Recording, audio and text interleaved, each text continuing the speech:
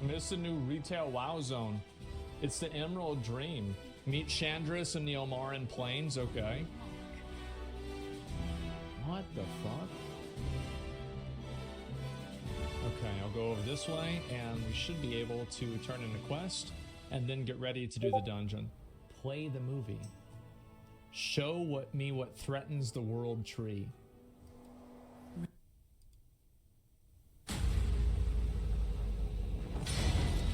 My brother believed he could control me. This rage inside my heart. My sister believed she could tame me. My fury will not be sated. This is the new legendary weapon. The aspects believed they could imprison me. Uh-oh. But my hatred cannot be contained. Uh-oh. They know what is coming.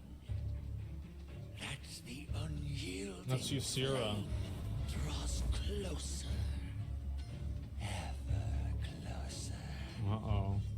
Even now, they cling to one another in the dark. Lost in their dream.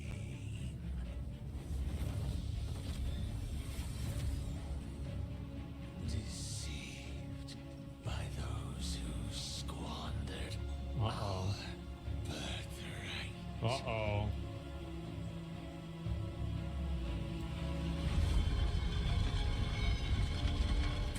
Betrayers. All of them. Perfect. So it falls to me to make them pay. Thank you for the follow. Who was that? Damn. Lope, let me see, who was that? Let me see, I'm finding it. Oh, it was Hamilton. Just begun. Thank you So for this the guy's like a dickhead. follow. Bot. He's like a big asshole. Wonderful. Yeah. It is what it is, right? Let me go back over and we got to turn this quest in. I've got to do this like little intro thing. Okay, Disney villain, nobody likes him? Yeah, nobody likes him. He's a bitch. Okay, here we go. Oh, who's this? Chandris. Oh, I get fight stones. Okay. Watch over you. Dowsing worlds Consider it done. and eyes On of your fire. mark. Okay, I guess I have to go kill. We Oh, will I have to thin kill out stuff only here. Okay. enough primalists to safeguard ourselves. This is Okay, an I guess I'll just do this intelligence real quick. mission, Not a battle. All right. Seems pretty fucking easy. Retail's made for 12-year-olds. No, I mean they're probably like 15 or so. Like, yeah, I'd say a 15, 16, something like that. 13? Yeah, maybe 13. Yeah, something like that. Oh, these mobs spawn pretty fast. Make sure I pick these up too. Oh, bro, it's interrupting me. Wait. Classic's made for 80-year-olds? No, it's made for people that are 30 but play like 80-year-olds.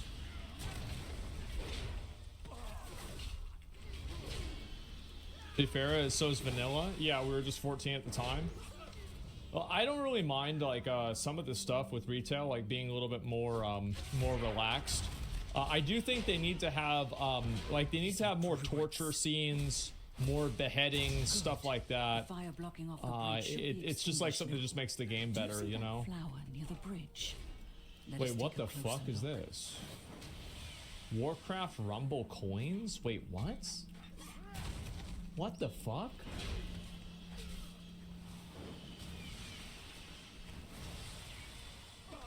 Can we kill these real quick? What the hell is this? Rumble foil? Go to the Warcraft Rumble machine and what the fuck?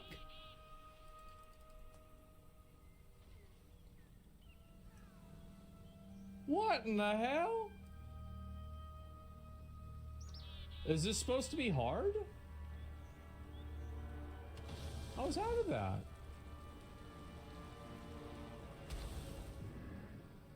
Oh shit. The druids are not destroying the flora here. They are pouring their burning magic into it. I'm too close. We should take this back to the aspects, along with any other samples we find. Let me know when you are ready to begin. Bro! Speak with Chandris. Wait, oh, wait. The sentinels. I'm stand ready? Wait, what do I have to... Grab this flower, then we can sneak protective mist. These patches could shield us from the flames wherever we find them. You told me Wait, not what? to harm their beloved children. So you ally with these flame zealots? We need Oh, a I have to path loot into these this while I'm tree. here. Okay. They know the way. It's not like a speed They run. do not share our cause. What Okay. have you promised them? Oh, They do ooh, not bro, this need shit's hard. Such incentives. They seek immortality and the living flame and delightful Yeah, this shit's hard. Why can't you Wait, oh, there's just Faraz. have some fun? Reach the hiding spot. Where is it? Oh, it's over this way. Do you Oh, not shit. fear we are losing sight of our goals? Nonsense. Victory is within our grasp. Oh, With no. our new allies, we will be more powerful. We should be safe here. That is not what I mean, Farak. Stop fretting and follow me. Yeah, shut There's up. something I want you to see. Uh-oh. I am listening. Goddess, watch over you. Consider it done. Eavesdrop on Farak. Okay. Behold, sister, What's this? the burning might of our new ally. Okay, this is a torture scene. This is decent. How's it going, Ray? To this I'll be on shortly. Imbued it with the living flame. The very flame we will infuse into the heart of their precious world tree. Iridicron entrusted us to deny the aspects their prize, Uh-huh. not twist it into some vile abomination.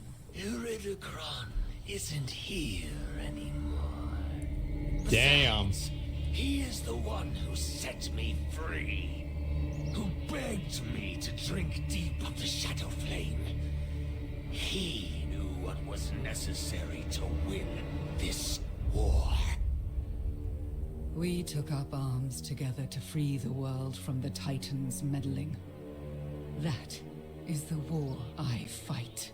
Uh-oh. That is the victory I seek. We cannot achieve victory with our hands bound by your... What do you mean? What have you already seen? There it is. Like what you're watching right now, or the debate? Oh, shit. Indeed. Then our course is set. She walked away. He says, fine, fuck off. I'll do it myself. Labrador defeated. Those druids have opened Oh, portals here. shit. We cannot return the way we came. Man, this guy's got a lot of fucking help. I believe the Republican debate was tonight, Then we can escape. so I'm gonna Okay. watch that here in just a I few guess I minutes. kill these. Once Kaylee It's no big leaves, deal. not leaves, but goes to bed. Sorry, Kaylee. All right. And now what? Do I gotta kill him? Why does health go up? Oh, I gotta nice, turn it. nice. I didn't Yeah, realize. dude, I kind of want to get back into retail a little bit, dude. Too many good games right now. Goddess, watch Deliver over your you. repo. Although I'm about to What's bear this? down, dude. I think I've Lightning been working a steps. lot on the stream recently. I've got to go back. Just like over getting there. graphics updated, getting this could be everything it. updated, like working on that BlizzCon stuff, So basically, like trying the to red get some guy's stuff set up mad, so when I do and, go like nobody likes him. hardcore into this Not at even like SOD his sister thinks he's an asshole. expansion, I'm And, ready. that's pretty much where we're at. Me and Kaylee are even gonna get do a Like, video. I get it, right? preparing for So we got to get rid of him, I guess. Because, like, yeah, nobody likes them. Welcome to the Thank you for Emerald coming. Gardens, My Ryan. guests are eager to see the Emerald Gardens. I'm pleased to host Thank them. you, Lady Marithra. At the repose at the I Emerald look Gardens. forward Okay, to let's seeing go this the way. wonders of these groves. All right, we'll go this way. The Emerald Gardens Shadow are a flame pills? place of Yeah, beauty clearly. And rest. Meet us down at the repose, my friend. Okay. Actually, I'm a registered Democrat. But if you talk What to do we me, have I'm to a do pretty here? conservative guy, I'd say. Okay, so we have to do What will does the green dragonfly protect? random activities. Nature? Oh wow, I got a Whelpling Dream Crest. We also guard and nurture Yes, the bro. Emerald Dream and all that Yes, grows within it. bro. Let me just pull everything. That's what I wanted. Okay, pull these, pull that one.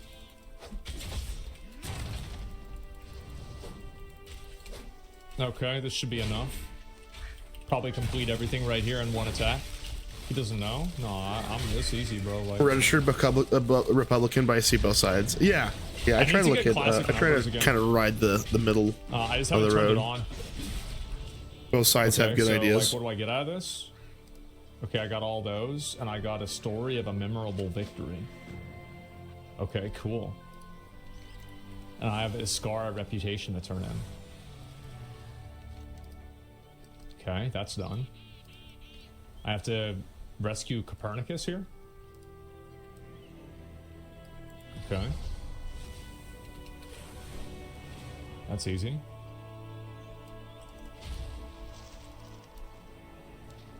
Okay. Next. Wrong quest line? No, it's not. How's it the wrong quest line? It says I have to do this. Strange. Something killed this guard. Yeah, it said I had to do this.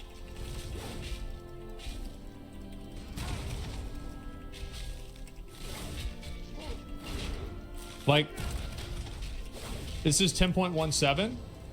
Click the item in your bag, bro. There's 50 items in my bag. How am I supposed to know what you're talking about? All right, I'm getting What the almost hell there, you guys. mean? Let me get some water, and that way I don't dry up. And I'll be The back. whistle? This one here? The main quest is there? Oh, okay. Well, I can't use it anymore. I gotta go back to Valdrakken. Oh, hi, Izzy. Hair's looking good? Yeah, I know. It's great, isn't it? Fuck. I'm messing it up. ADHD is bad? No, it's not bad. I just, like, how am I supposed to know? Like, there's like 4 quest lines. How am I supposed to know? It says Coalition of Flames. None of these say Coalition of Flames. How could I possibly know which one is going to lead to Coalition of Flames? How would I have any idea? Yeah, I'm not stupid for this. And I'm not in... I guess I'll just hearth back. Reading? So I have to read out a bunch of quests? Because you're supposed to just do them all. Yeah. I sent you a TikTok. You should watch it later. Okay. Okay. I will look at it. Oh, I will. Is it freaking flight whistle? Yeah, but it doesn't work though. And how am I supposed to know that this raise the alarm quest is supposed to lead me to the quest that says Coalition of Flames? There's no reason for me to intuitively know that. How could I possibly intuitively know that? Especially whenever there's another quest right after the quest that I'm supposed to do that's right there. And I'm not complaining, I'm just saying, like, you shouldn't expect me to know things that there's no indication for. Now, what the hell do I have to do now? Report to Captain Dine? Who's Captain Dine? I guess it must be over here. Oh, there he is. Aspects have returned. No, this is another person.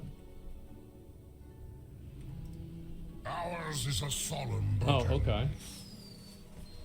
Oh, no, this is another quest. It's up top. Oh, I see.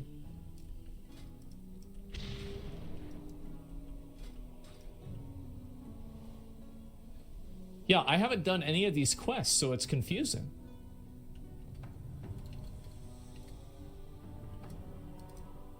Okay, well, it's not up here. Was it on the other side?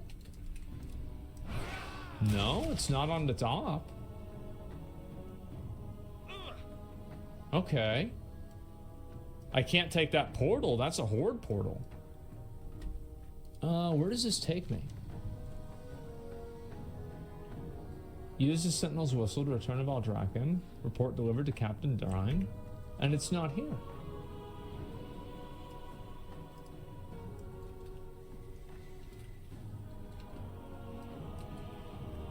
Oh, it's on the roof. Oh, okay. Well, how would I know that?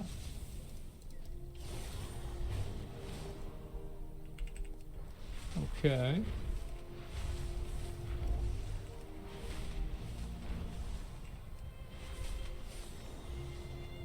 Is he over here?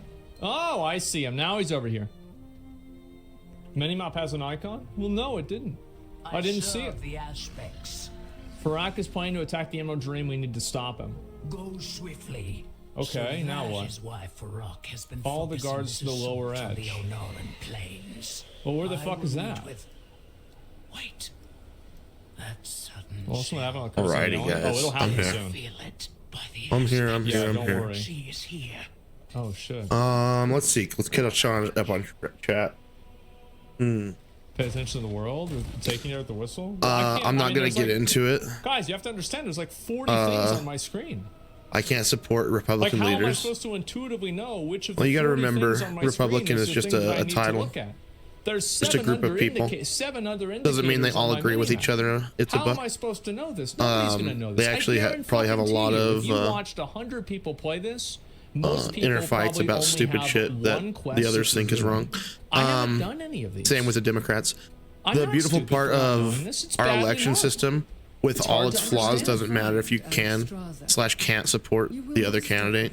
Yeah, exactly. You know, we get to vote with our hearts, hopefully, and hopefully, you know, the people that are in charge of that delicate system do right by us. And I'm sure there's places where that doesn't happen.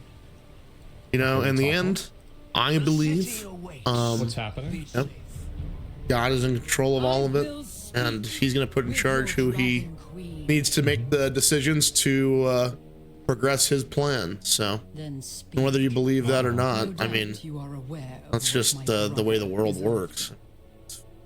Fortunately, the future rolls out in ways we can never comprehend. Let me see. It is not a gate he seeks.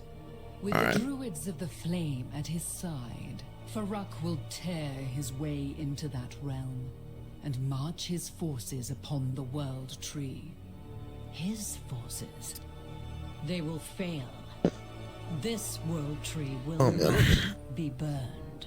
Uh-oh. Burn it. Give my dog a place to lay He down. comes to claim it, to twist its pure heart into a mirror of what his own has become. Uh-oh. Cruel, blazing with insatiable malice, and wreathed in shadow. I cannot stand with him. He is my brother. All right. in war. I'll catch up with Asmund later. Let's get into these debates. Let's see who is, if somebody is going to be running with the orange man. Let's see who it's going to be.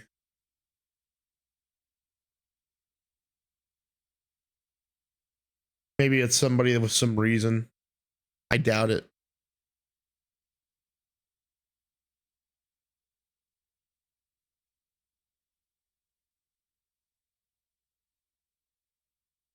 Don't need any of the talking head stuff. Just want to hear the debate. Will hold their feet to the fire. I think This and out. this is going to be a wonderfully moderated debate. But yes, they do have to confront, as they say, the elephant that's not in the room tonight and state where they are so that the American people know and so that the voters And know. Carlos, we want to interrupt you and Hallie here. This is our first look at the candidates, the way they're going to stand in that position behind the podiums. They've just entered the debate hall. To a big cheer, it sounded like, from the crowd who was gathered just a couple of This guy reminds me, every time I see him, he reminds me of just a big old juicy cheeseburger. I don't know what it is about him, but It's, you know what? 1 second, guys. I gotta do something.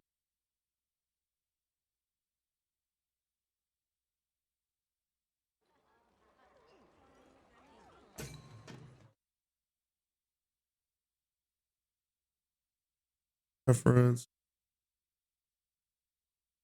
Paste reference.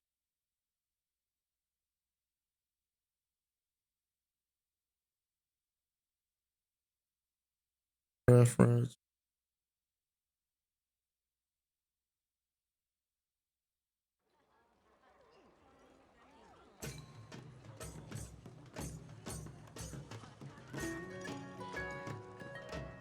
Paste. Okay, there. There. Paste reference. Sorry, guys. I added some stuff to the stream. I forgot to paste it all. Look at that handsome guy. Oh, look at there.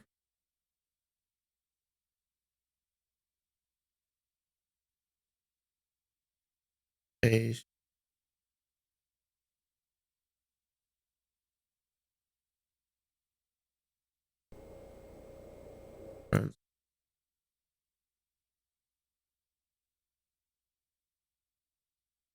Work on that. All right, there we go. Sorry about that, guys. Cheeseburger. I had Taco Bell for dinner. Damn, dude. Taco Bell sounds delicious. What did me and Kaylee have? We had Subway. We had Subway for dinner tonight. I gotta say, they remodeled our Subway, and I gotta say, sandwich was delicious. I only ate half of mine, but I put it in the fridge so I can put it in the oven later and warm it up. I got a Philly cheesesteak. It was pretty good. I'd love to have an actual Philly cheesesteak one of these days. I think that'd be wonderful. All right, let's get into this, guys. Let's see what these people that may be in charge of all our money have to say. That's really why we're watching them, isn't it?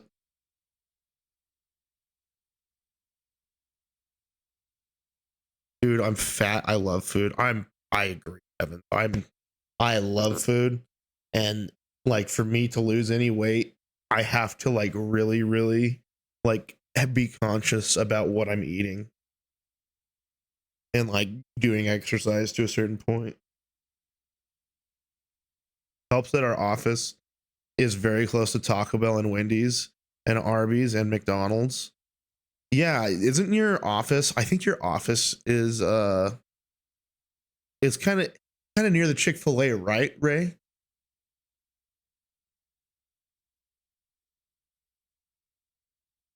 Now that I can't run and don't work out due to retirement, now that I can't run and don't have to work out due to retirement, OMG BRB. Oh, bro. Yeah, man. I can't imagine like do you Evans, I don't know this about you, but do you have some issues like that make it so you can't there's some like workouts and exercises you can't do anymore? Yeah, be right back. Oh, dude. I live like right over near you. Where you work. Like I said, I have a feeling like it's either you or one of your friends over there that found my dog. There's a Subway by the Chick-fil-A too. Yeah, that's where me and Kaylee ate tonight.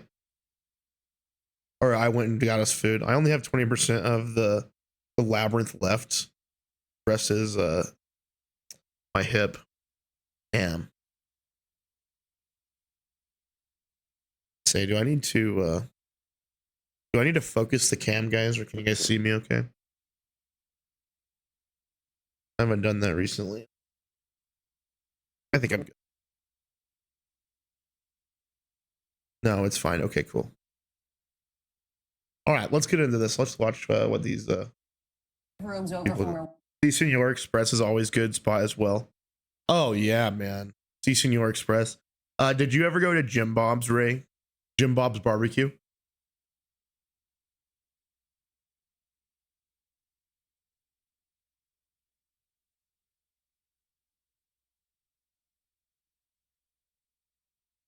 Yeah, that place was good. So I used to work there, but they're still around. Ray, they're actually out at you know where the Las Cruces? Yeah, obviously you do. They're out at the Las Cruces airport. That's where they're at now, dude. If you get a chance, maybe me and you can go get some lunch soon, and I'll take you out and buy you Jim Bob's. That'd be a good bro date. I have a real question about the female in this debate. You know what? I've heard people don't really like her that much. Yeah, that's what I've kind of heard as well throughout the through the stream of stuff.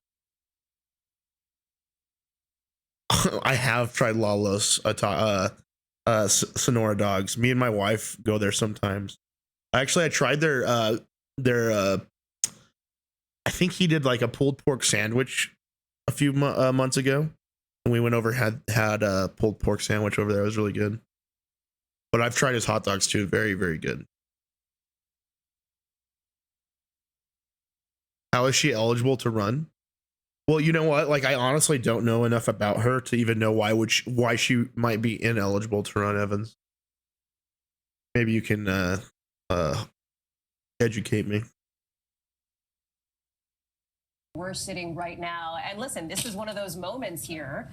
They're walking out. We are 4 minutes now from the beginning of this debate. A lot of pressure on each of their shoulders for a variety of different reasons. So far, listen, some of this is about the optics, the smiles, the waves. They're shoulder to shoulder. They're walking over to the corner of the stage together as they... Yeah, I mean, the next thing she will be able to vote. Wait, what do you mean?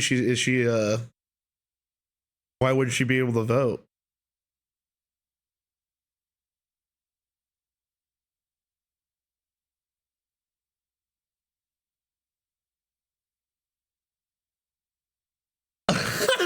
Oh my god, Evans. It was a sexist joke. I'm just too I'm too nice of I'm too PC of a guy to your sexist joke.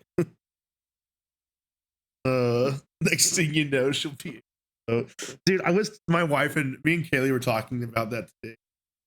She's like, I was like, like, I don't know about you guys, but like, me and my wife are pretty much aligned on our issues. Like, she's changed my mind about a lot of stuff. I've changed her mind on some stuff. And like, I don't know. I think women used to have the vote before they could vote, because they have what men really want, I have I have to lower the mark for my dumb jokes. Well, I'm not the best candidate for jokes either. My dad, I don't know if you guys saw my video that I posted today. My short, my dad, he has some pigs that he bought so they can butcher them eventually. And I was over there and I was like kind of spraying them down with some water because they love getting sprayed with water. And then they get in their mud and play around. And so they had like this rock rake over there so you could like kind of scratch their back. And my dad walks out of his shop because my dad owns a mechanic shop, and he sees me over there like scratching the pig's back with the rock rake, and he goes, yeah, are you massaging your meat? And I just took it as like, oh yeah, I'm massaging the pig, right? My meat, because pigs are bacon and pork, and we love eating that stuff. And on the way home, I go, wait, that was such a deeper joke than I gave it credit for. It was really a masturbation joke wrapped up in a food joke. And I was just like, God damn it, man. My dad got me.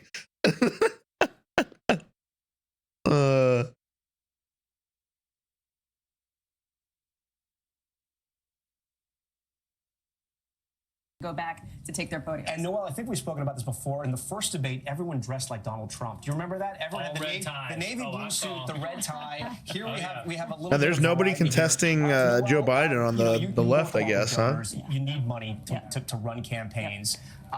If you're out there in the crowd right now, what's the one thing you hope happens if there's a candidate you're vying for? Well, one of the things that that you want to hear is fixing problems, solutions to problems. And I'll tell you something else that I'll be looking No for way. after the debate. Did she just say that?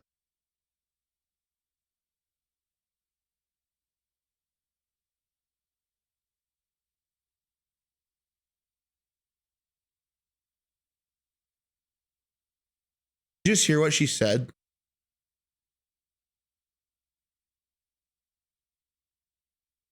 Let me rewind it for you guys. Problems, solutions. The things that that you want to hear is fixing problems, solutions to problems. And I'll tell you something else. No fucking way. Jesus Christ, dude. They'll put anybody on TV these days. I mean, look who you're watching.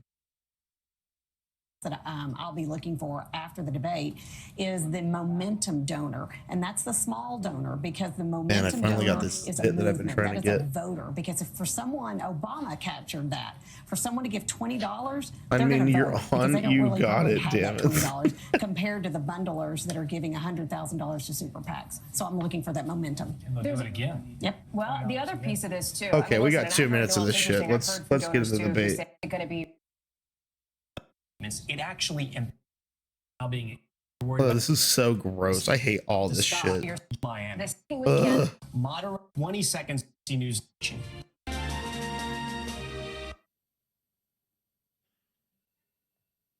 We gotta figure out a better way to do this dog shit. Tonight, a critical test in the race for the White House. 5 Republicans battling to become their party's 2024 presidential nominee.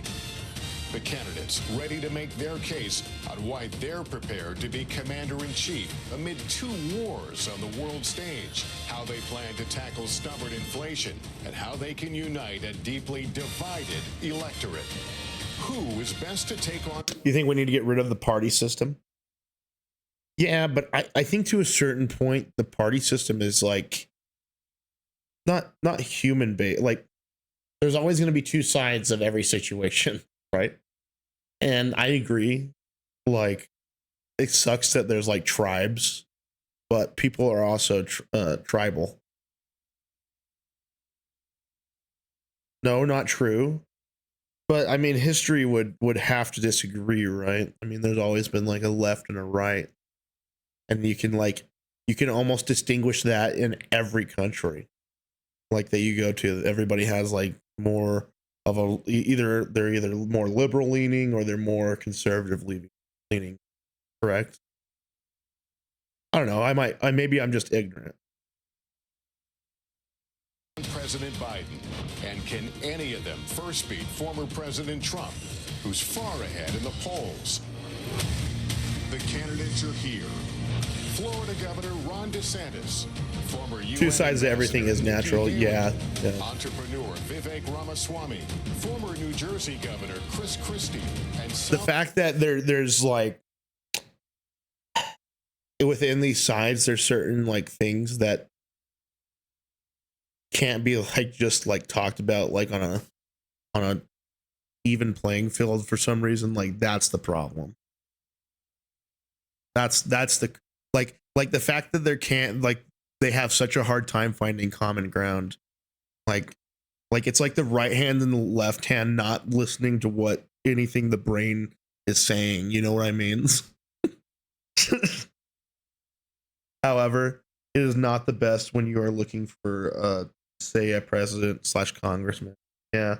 You know how I think we should do the next election? I say we just straw poll that shit. We put a Twitch chat up. Everybody votes. There we go again. Everybody votes. But we just straw poll that shit, dude.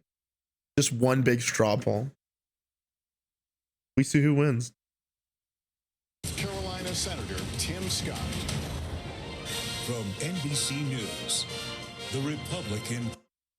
There needs to be independent analysis of the parties. Too many people vote because it's their side. Yeah.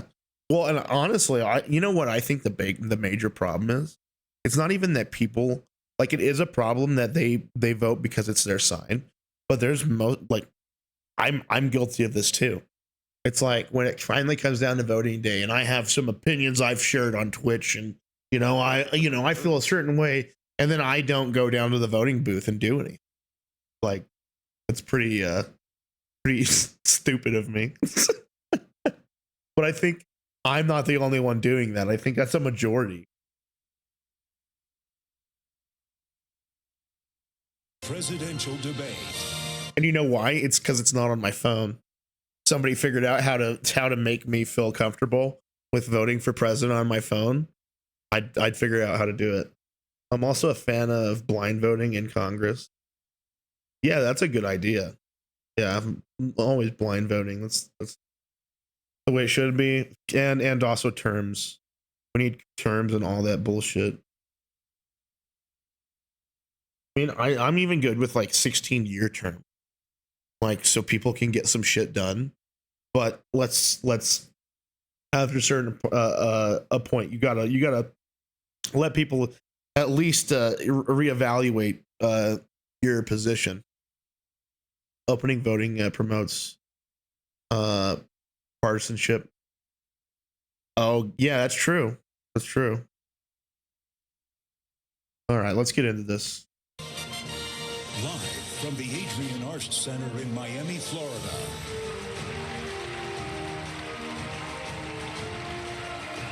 It's a beautiful place, man.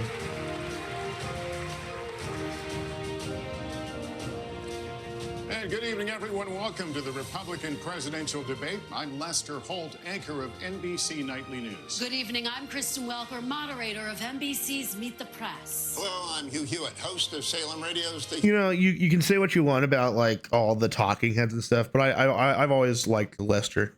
I think he's kind of an interesting guy. Hugh Hewitt Show. We are now just 68 days from the Iowa caucuses. Every time I see him, it reminds me of Thanksgiving because he would be out there talking. Voters will begin to determine their party's nominee for president. Tonight, we'll question 5 candidates seeking that nomination on how they're best prepared to be commander-in-chief. And, of course, how best to bring down prices impacting Americans across the country. We have 2 hours for a serious debate on the issues that matter most to Republican voters. Candidates will have 1 minute and 30 seconds for answers and the opportunity for a closing statement. Follow-ups will be at the discretion of all of us at the table, the moderators. Invoking a candidate's name or policy does not necessarily mean the mentioned candidate is entitled to a response. We want to caution all the candidates not to interrupt or speak over your fellow debaters. If you talk over each other, the voters can't hear you. And given the critical issues we're facing specifically on the world stage, we want everyone to hear every word you have to say. Continued interruptions may result in loss of additional questions. And to our audience, please hold your applause so that the candidates can be heard. With that said, let's have a good debate. All right, our first question, the opening question, is one for all of you. Donald Trump is the first ex-president in more than 100 years. I'll be honest, Evans. I had to give partisanship a goog on the other monitor, so I could refresh what it meant. For justice in favor of a particular cause. Bias. That's interesting. I like that. I like that. That's the problem with media nowadays, or this big media. To run for the White House again, and he remains popular among Republican primary voters as his legal challenges mount. Governor DeSantis, let me begin with you on this one. Speak to Republican voters who are supporting Donald Trump. Why should you and not him be the Republican nominee to face Joe Biden a year from now? This guy's weird. This country is in trouble, and the elites that have put us here, they don't care about you. They don't care that you're having to grapple with higher grocery prices or have higher gas prices. They don't care that your family's less secure because of the open border that's allowed drugs and even terrorists to come into this country. Well, I care. I am not going to sit idly by and let this country continue its downward spiral. We need leadership, and we need it now. I'll take the hits, I'll take the arrows, I'll take the slings, because ultimately it's not about me. It's about you. I will fight for you. I will make sure to lead this country's revival, and I will win for you and your family. Actions speak louder than words. We don't have time for excuses, and it's not something that we're going to be able to have all these distractions. As a veteran, I will get the job done. Now, if you look where we are now, it's a lot different than we were in 2016. And Donald Trump's a lot different guy than he was in 2016. He owes it to you to be on this stage and explain why he should get another chance. He should explain why he didn't have Mexico pay. So interesting language thing to look at here.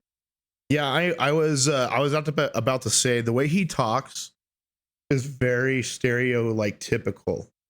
It's very like you know, people who say you, not me, and instead of we and us, our.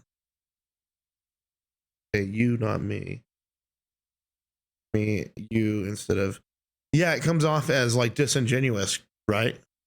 Is that the feeling I should be like feeling?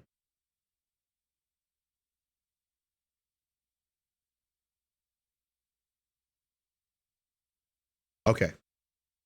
Yeah, I agree. For the border wall. He should explain why he racked up so much debt. He should explain why he didn't drain the swamp. And he said Republicans were going to get tired of winning. Well, we saw. Yeah, like all night, these are like headline words. That's all it is. I'm sick of Republicans losing. In Florida, I showed how it's done. 1 year ago here, we want a. That is the one thing I can credit him for. Is I think I can appreciate how he handled Florida and COVID. But maybe I don't have the correct numbers on that, or have been. But it felt like Florida did pretty well during the pandemic. Historic victory, including a massive landslide right here in Miami-Dade County. That's how we have to do it. So I promise you this, as the nominee, next November, I'll get the job done. And as president, I will deliver. Your time is up. Let me turn to Ambassador Haley. Ooh, that was a cool little piece of production when he was talking at the podium went red. Audience, let me turn to Ambassador Haley. Why you and not the former president? Well, I think you look at the fact that we're almost $34 trillion in debt. 60% of Americans are living paycheck to paycheck. 50% of American families can't afford diapers. 1 in 6 American families can't pay their utility bills. You have the fact that he used to be right on Ukraine and foreign issues. Now he's getting weak in the knees and trying to be friendly again. I think that we've got to go back to the fact that— Wait, who does she say that about? Afford diapers. We're living paycheck to paycheck. 50% of American families can't afford diapers. 1 in 6 American families can't pay their utility bills. You have the fact that he used to be right on Ukraine and foreign issues. Now he's getting weak in the knees and trying to be friendly again. I think that we've got to go back to the fact that we can't live in the past. We can't live in other headlines. We've got to start focusing on what's going to make America. She's talking about Biden. She's talking about Trump. America strong and proud. And that's what I'm focused on doing. Let's make sure we pay down our debt. I think we need an accountant in the White House. Let's make sure that we have transparency in the classroom. As a mom, I know what that means. Let's make 50% of families that have children who need diapers.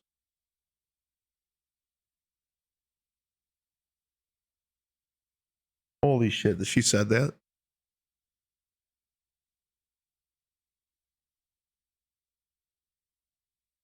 dollars in debt. 60% of Americans are living paycheck to paycheck. 50% of American families can't afford diapers. 50% of American families can't afford diapers. You're right. Is she including babies? Or like just like people that like are above who has the most babies? Where are they born? Inner city slums. People already have welfare. Have the most babies. No, it's just a misleading stat. Well, you know, I bet there's a pretty good stats for people on welfare having more about abortions as well. You know, I tell you what, if you start looking into the amount of black babies that are aborted each year compared to white babies or like other populations, it's astounding. No reason. It makes so much sense why the African American population only has 12% people of this nation, because like a whole generation has been killed off. It's so sad when you start looking at the numbers, and then like a good percentage of the overall black community is like there's like a good percentage of them that are just in jail for like petty theft and smoking weed. I mean, there's some bad guys, but there's also just some bullshit. Not even saying black, it's literally me. I literally mean ghettos. Yes, that is a predominantly black. Yeah, I mean, when in America you think of like the hood and that type of stuff, Harlem, like those big neighborhoods within the inner cities. And dude, honestly, around here, like I would say, like, because I live in more of a Hispanic culture, so like the thing about Hispanic people is they're very, very family oriented. So like, even though like there's a lot of poverty where I live, you don't see it like the same, because people don't really act like they're poor. They just act like they're like trying to get by. They're just in the grind, you know, like that's the way it is around here.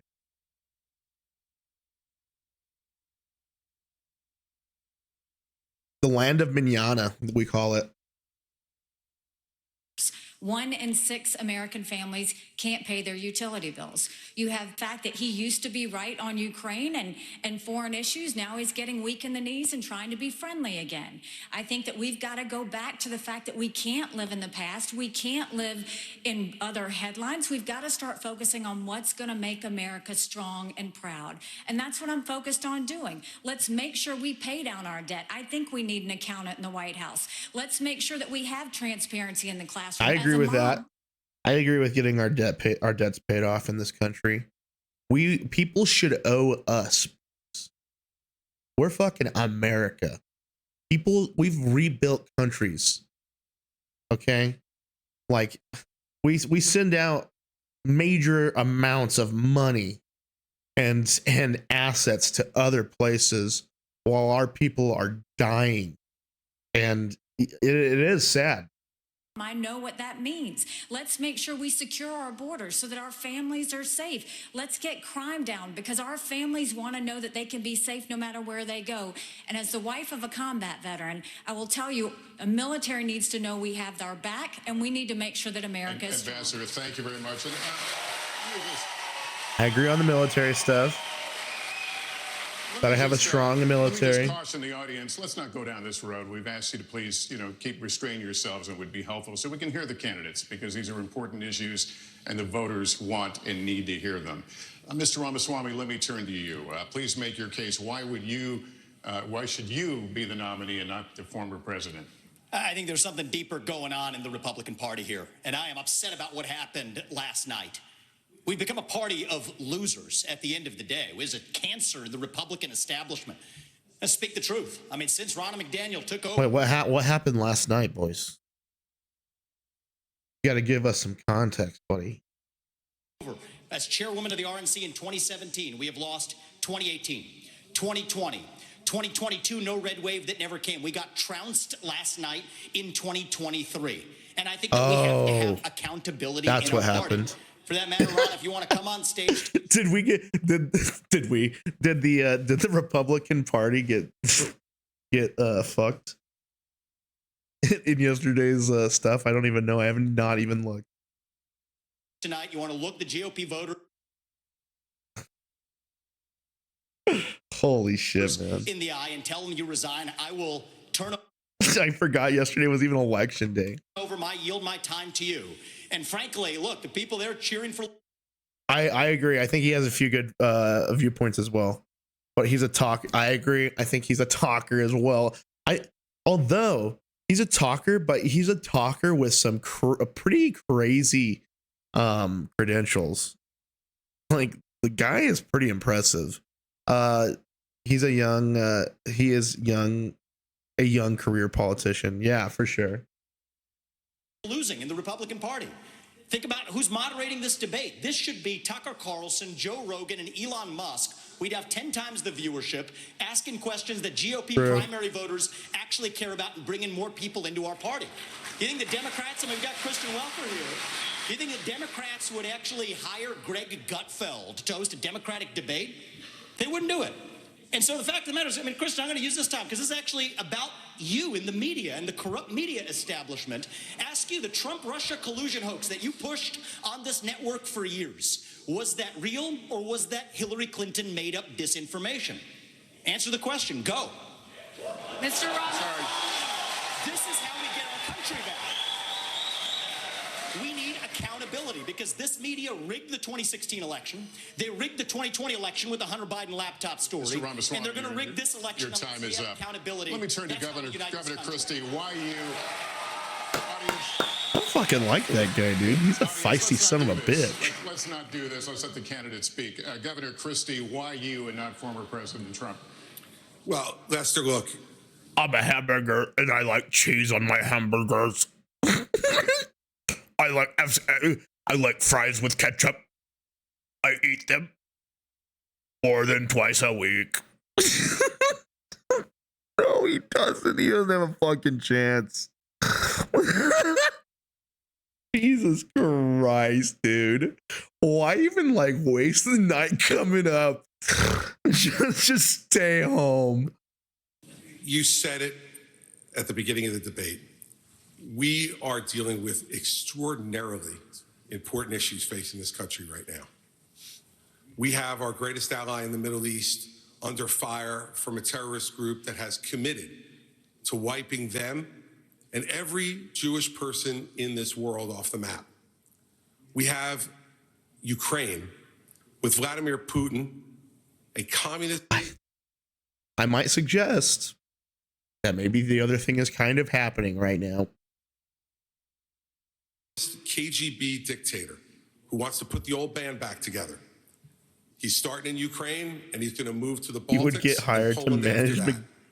We have inflation in this country. He wouldn't. He'd eat all the food, dude. Choking every American family that wants to try that was a joke. And give their children a better life.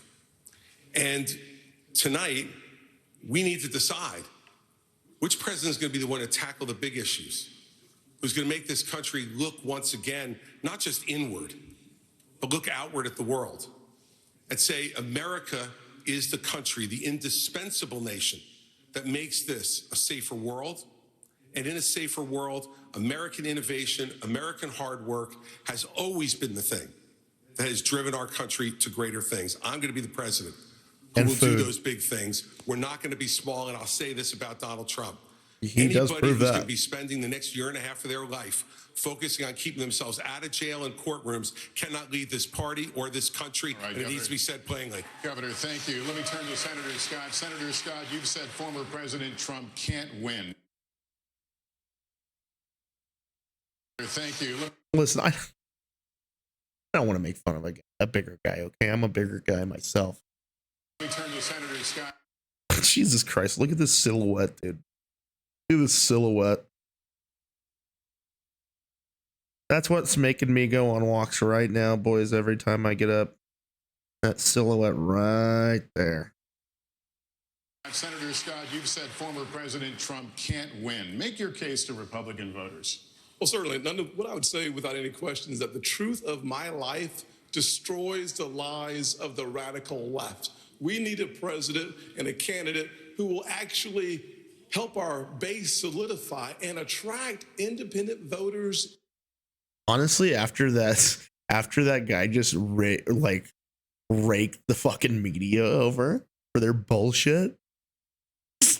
Does anybody fucking even care about this the rest of what these people have to say. Into our party. The great I can tell you this guy's not winning. He's sleepy as fuck. opportunity. His eyes are almost shut right now. Party is now winning back African American voters and Hispanic voters because we are working on a foundation based on. I mean, why rock that type of like a goatee? Like, it's not a likable look. Faith. Our nation is facing some just shave it off. challenges. It is the loss of faith in this nation that is a part of the erosion that we're seeing every single day. It's restoring faith, restoring our Christian values that will help this nation. I love it because nobody cares if you make fun of people running for office. Who was doing this? So some like buddy else on YouTube or something, which I wouldn't do, but people would be like, wow, what a mean person. But since these guys are like trying to get in charge of all our shit, we get to roast their asses. Once again, become the city on the hill. When Ronald Reagan talked about the city on the hill, he was coming from Matthew 5. When President Lincoln talked about a house divided, that was Mark. Our founding documents speak to the importance of the faith foundation. You don't have to be a Christian for America to work for you, but America does not work without a faith-filled Judeo-Christian foundation. I would be the president that helps us restore faith in God, faith in each other, and faith in our future. Without that focus, none of the fan of the issues, faith stuff, the policies, like any matter. Christian guy we would have be. to get back to being a nation that is, in fact, the city on the hill that believes in each other enough for us to fight for that future. Senator Scott, thank you. We're going to turn now to the challenges facing. I don't know. He's not the worst. Commander-in-Chief. You'll all be I fielding think questions first. he needs to wake up a little bit. And the Republican Jewish Coalition, and then from Kristen and Hugh. So as we continue forward, the Israel-Hamas war is barely a month old. Tonight, Israeli troops are fighting inside Gaza City with over 200 hostages who remain captive there, and civilian casualties mount inside Gaza. As President of the United States, what would you be urging Israeli Prime Minister Benjamin Netanyahu to do at this moment? Governor DeSantis. I would be telling Very small population to stand on the religion platform. What do you mean? Like, you don't think that there's that many religious people? Is that what you're saying?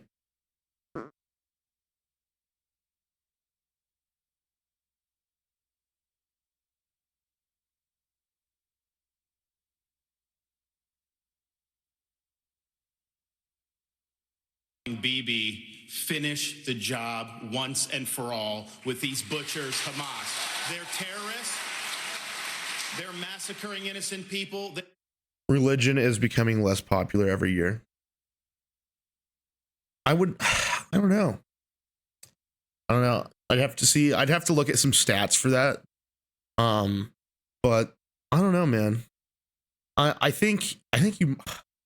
hope you're right, because I personally am not a fan of religion. I think religion is a very, very like self-indulgent idea. It's trying to reach out and be good enough and do things to be able to be accepted by God. And I don't believe that God necessarily accepts you that way. I think faith and salvation is a thing that between you and your creator. And I am a Christian guy, so I believe that Christ did it, what he said, but I don't know. The religious stuff is just so crazy to me. And I grew up in a non-denominational church, so there was not really any like sort of like actions that we were held to, other than just like being like good to our parents and like, trying to do what Jesus would do, that was basically it.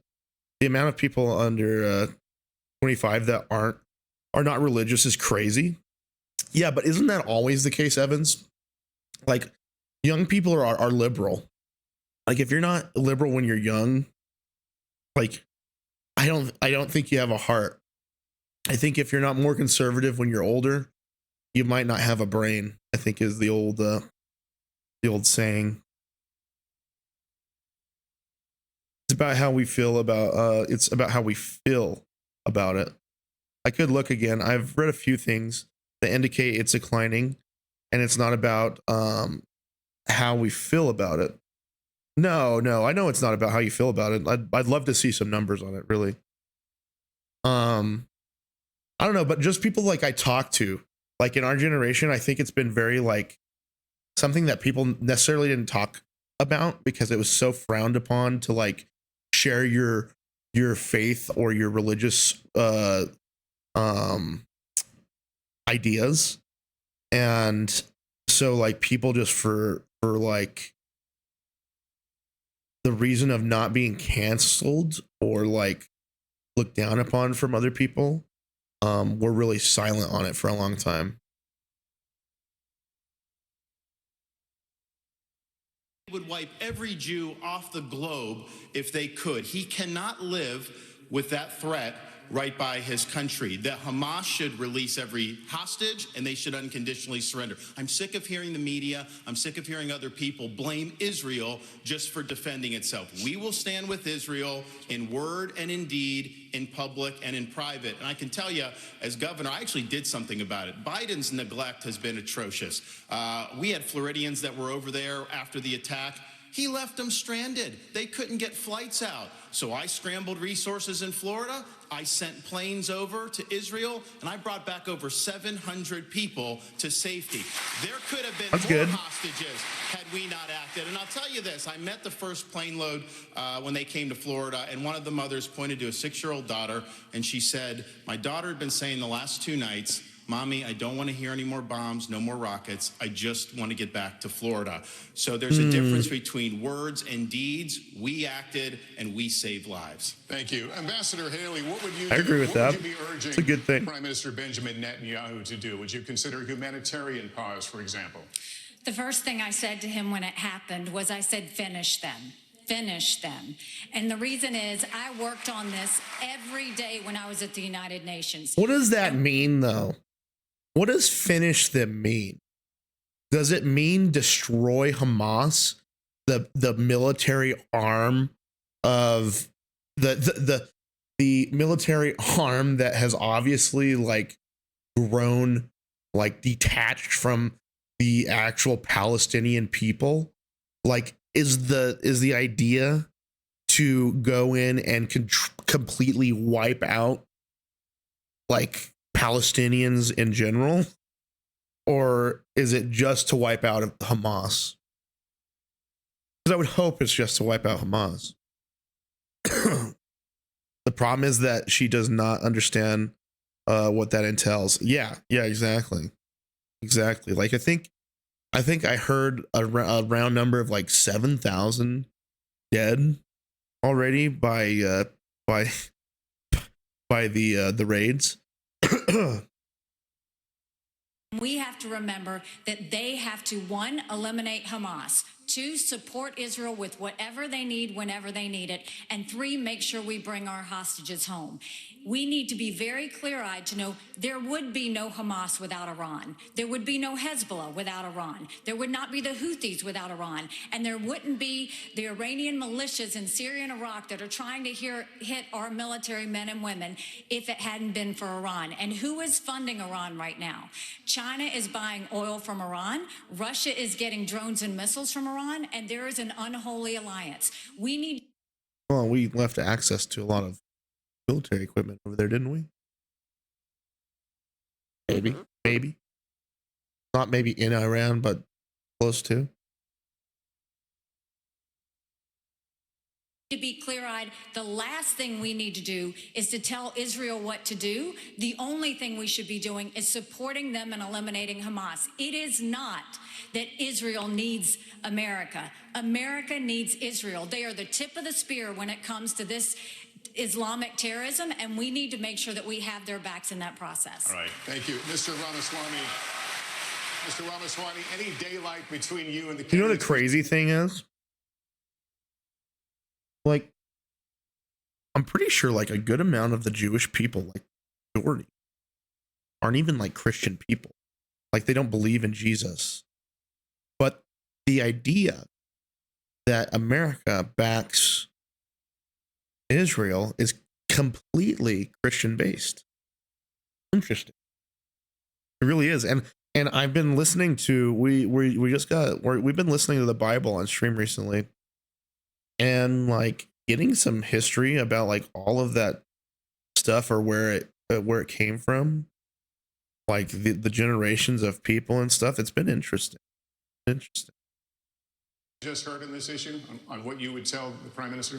Not in terms of what I would tell the Prime Minister, no. In fact, I would go one step further. The founding vision of Israel was based on the idea that they don't want to depend on anybody else's sympathy or direction in defending themselves. So what I would tell Bibi is that Israel has the right and the responsibility to defend itself. I would tell him to smoke those terrorists on his southern border.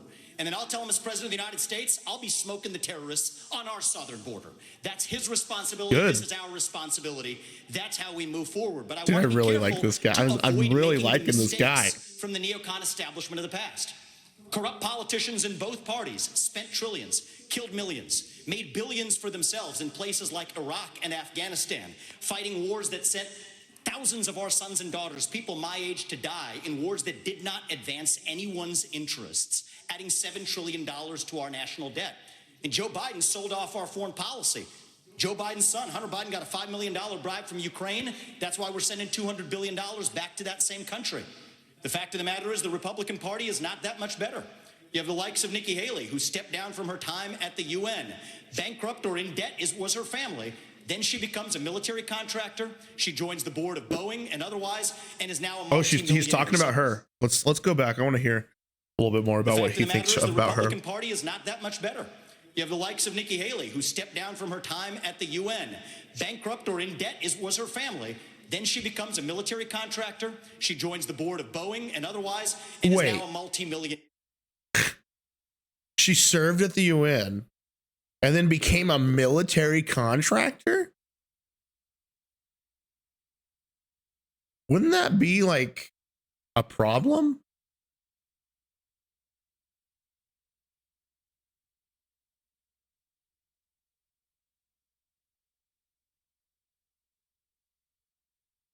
So I think that that's wrong when Republicans do it or Democrats do it. That's the choice we face. Do you want a leader from a different generation? No, because it wasn't concurrent. Okay, so like there was enough time separating them.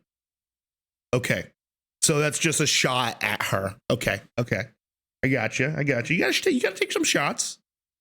Is going to put this country first, or do you want Dick Cheney in 3-inch heels? All right, Mr. In which case we've got two of them on stage.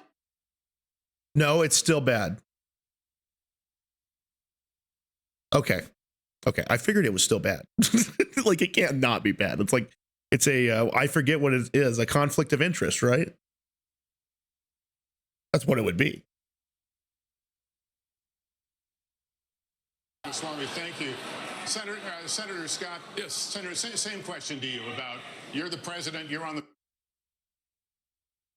So it's not bad. It's just not a conflict. What does concurrent mean? Like, it just mean continuous, right? Concurrent. Existing, happening, or done at the same time.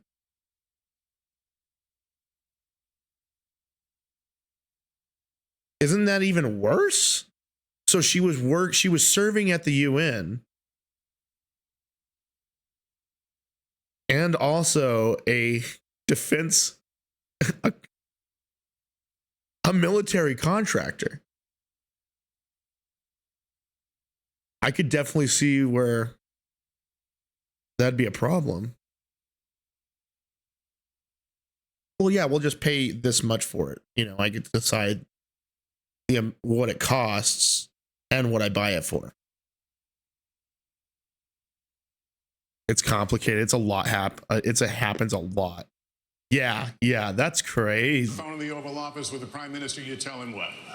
Well, number one, I would tell Prime Minister Netanyahu, not only do you have the responsibility and the right to wipe Hamas. Because her time in the UN provides her with insight into being a contractor. Holy shit. Dude, she's grinding. Maybe we do want her. She's a fucking gaming, dude. Off of the map. We will support you. We will be there with you. We'll stand shoulder to shoulder. There will be no daylight. But I would change the station a little bit, though, and head back home to America. I would say to President Biden, diplomacy only is a weak strategy. Appeasement leads to war. From President Obama to President Biden, Obama sent millions to Iran. Frankly, President Biden has sent billions to Iran. That is why I've said that there's blood dripping from the hands of President Obama and President Biden. I would tell President Biden with great clarity, if you want to stop the 40+ attacks on military personnel in the Middle East, you have to strike in Iran. If you want to make a difference, you cannot just continue to have strikes in Syria on warehouses. You actually have to. So this guy wants to go to war with Iran. Cut off the head of the snake, and the head of the snake is Iran and not simply their proxies. In order for us to have a powerful response from America, we have to be in a position of strength. As President of the United States, my foreign policy is simple. You cannot negotiate with evil. You have to. Dude, why can't we all just get in a room? It's like, get like all these guys. Have some Italian come in there and make them a delicious, porkless spaghetti and meatballs. Okay. Just like your mom would. Okay. And then get together, have a few beers, talk it out, go, what did your God do? What did my God do? Oh, your God did that? Well, he, our books, they kind of, wow, they all are like a history of maybe what happened to humans. That's crazy. We should all read each other's books and learn more about each other. And then that happened.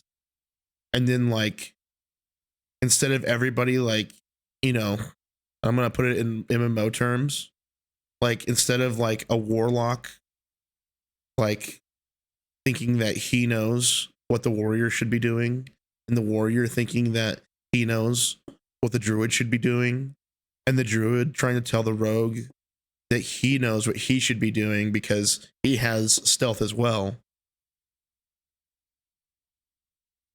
When in reality, if they'd all just play each other's classes, learn a little bit more about the game, then maybe they could find some common ground. At least that's what I like to think. To destroy it. All right, Senator. We would make pasoli for him too. Pasoli and cinnamon roll. Senator Scott, thank you. Governor Christie, I want to get you to weigh in. Beef pasoli. Here. Look, Lester, these problems are so big and serious that the first thing I would say to Prime Minister Netanyahu is pretty simple. America is here, no matter what it is you need at any time, to preserve the state of Israel. Remember that Hamas's main goal is to get rid of Israel, is to get Israel absolutely off the map. Now, there are three things I think I would say. So we're also talking about this while we're supporting a war with Russia, who is also a Christian majority of people who also support Israel, who literally, they were the first ones to go in and invade the German people. What the fuck is going on? Holy shit, boys. To him when he asked for advice. The first I would say is that it is Somebody's absolutely fucking your with obligation us to protect the territorial integrity of Israel. Secondly, to make sure you protect the security and the safety of your people. Every time something happens to compromise either one of those things, it creates greater unrest in the entire region. Second, you must go in and make sure that Hamas can never do this again. The fact is that Israel and their intelligence community failed. They failed here, and they failed the people of the state of Israel. And so we need to work closely and better together to make sure, one, that they're degraded, and two, that we know everything that's going on inside the Gaza Strip when it's going on, so that something like this can't happen to kill 1,400 individuals again. And the third thing is to keep your eye on the ball. Make sure that we continue to isolate Iran, work with the reasonable nations in the Middle East, the other Arab nations who want to partner with you, and make sure that we continue to isolate Iran so that their only friends in the world are the part of the evil foursome: China, Russia, Iran, and North Korea. Governor Christie, thank you very much. And we're going to continue in this vein right now with a question from Matthew Brooks, the CEO of the Republican Jewish Coalition, a partner of the Republican National Committee in this debate. Here it is. Given attacks by Iranian-backed proxy groups on U.S. military bases in Syria and Iraq, attacks that have wounded approximately 24 of our U.S. servicemen, do you support the use of military force by the United States against Iran? Governor Haley, would you please answer that? Yes, I'd first like to say they're 5-inch heels, and I don't wear them unless you can run in them. We got two of you on stage. The second thing that I will say is I wear heels. They're not for a fashion statement. They're for ammunition. What we need to be doing for Iraq and Syria is, first of all, the idea that our men and women could be targeted and that we've allowed almost 100 hits to happen under Biden's watch is unthinkable. We need to understand this is Iran giving the green light, telling them what to do, and we shouldn't be doing the tit for tat like what Joe Biden has done. We need to go and take out their infrastructure that they are using to make those strikes with so they can never do it again. Iran responds to strength. You punch them one and you punch them hard and they will back off. But what we don't need is Biden falling all over himself to get back in the Iran deal. Him giving $6 billion to get 5 hostages home. Him telling Netanyahu now that he needs a pause or a ceasefire. We don't need him going and sitting there tiptoeing around Iran because he thinks they're going to do something. You don't respond to an enemy and a terrorist with fear. You respond with strength. When you do that, that's when the world pays attention, and that's when Iran stops. Thank you. Governor DeSantis, if I can continue with you. Just today, the U.S. launched another one of its limited airstrikes against targets in Syria, this time Iranian-linked facility. How far would you go militarily to hold Iran accountable? Well, first, Matt, thanks for your question. Wait, what did he accuse them of? I know it's been very difficult. Linked facility, limited airstrikes. Continue with you. Just today, the U.S. launched another one of its limited airstrikes against targets in Syria, this time Iranian-linked facility. How far would you go militarily to hold Iran accountable? Well, first, Matt, thanks for your question, and I appreciate what you've done over the last month. I know it's been very difficult for the community, and appreciate you guys rallying together in difficult times. I actually served in Iraq back in the day, and we had Al-Qaeda in Iraq. You had Shia militias that were funded by Iran that were killing hundreds and hundreds of U.S. troops. And as commander-in-chief, I am not going to put our troops in harm's way unless you're willing to defend them with everything you have. Biden has them out there. They're sitting ducks. He's doing glancing blows. That's just inviting more attacks from the Iranians.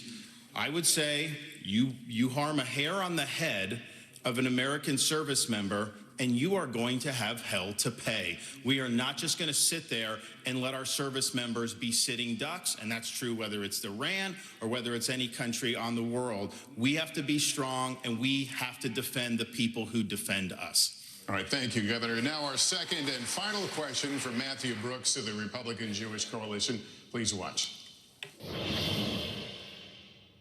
Jewish students across the country are threatened and under attack. What do you say to Jewish students on college campuses who feel unsafe given the dramatic rise in anti-Semitism? And what do you say to university presidents and college presidents who have not met the moral clarity moment to forcefully condemn Hamas terrorism. Mr. Ramaswamy, would you like to take that one? Absolutely. I think the I was scourge of distracted once. Anti-Semitism and witnesses under attack. Matthew Brooks of the Republican Jewish Coalition, please watch. Jewish students across the country are threatened and under attack. What do you say to Jewish students on college campuses who feel unsafe given the dramatic rise in anti-Semitism? And what do you say to university presidents and college presidents who have not met the moral clarity moment to forcefully condemn Hamas terrorism? Mr. Ramaswamy, would you like to take that one? Absolutely. I think the scourge of anti-Semitism across this country, including at places like my alma maters and places like Brooklyn Bridge in New York, it's sad to see, but here's what history teaches us. Anti-Semitism is a symptom of a deeper cancer in a country and a society that is lost, and we are lost. Several years ago, when I wrote my first book, Woke Inc., I was talking about they were chanting death to America. Death to white people, death to Christians. Nobody was waking up back then. Now it's even bad. Now they're saying death to Israel and worse. So it is wrong, but we have to get to the root cause here. Now, I think it's really important that we do this through leadership, not censorship. Leadership means fill that void with purpose and meaning. Dilute this wokeism and anti-Semitism to irrelevance. These kids, they have no idea what the heck they're even talking about when they're siding with Hamas over Israel. They are fools. But I also want to caution here, if we go the direction of Ron DeSantis or Nikki Haley, with whom I respectfully disagree on this issue, pro-censorship, telling student groups to disband, mark my words, soon they will say if you question a vaccine and its side effects, you're a bioterrorist. True. Soon they will say that if you show up at a school board meeting, you're a domestic terrorist. Soon if they say that J6 prisoners should be released, you're This an guy's based insurrectionist as terrorist. fuck. So that's where this road ends. We don't quash this with censorship because that creates a worse underbelly. We quell it through leadership by calling it out. These university administrators have lost their way, and we need leadership at the top in the United States of America that restores our founding values and that has no place for this kind of anti-Semitic hate. That's where I stand while respecting our Constitution. Your time is out. Senator Scott, let me get you to weigh in on what you just heard. Well, let me just say to every single university president in America, federal funding is a privilege, not a right. Number one. Number two, to every student who've come to our country on a visa to a college campus, your visa is a privilege, not a right. Number three, any campus that allows for anti-Semitism and hate, to allow students to encourage terrorism. Most university presidents are liberals.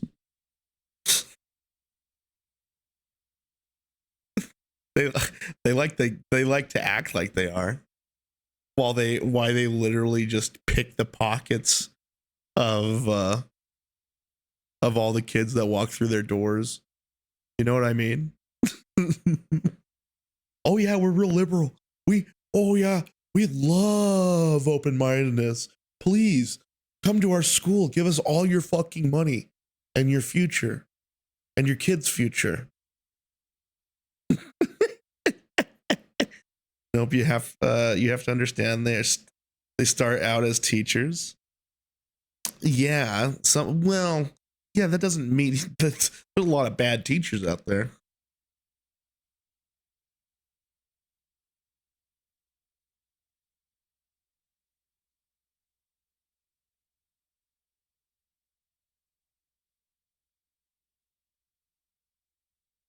No, liberal does not mean bad. No, I don't mean that.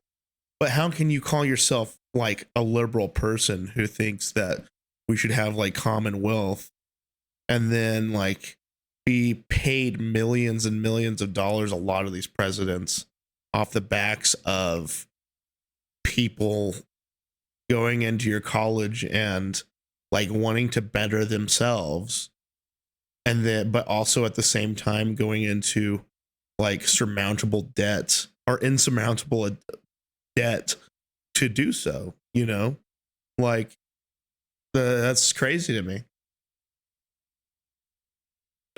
Mass murder, and genocide. You should lose your federal funding today, period. To all the students.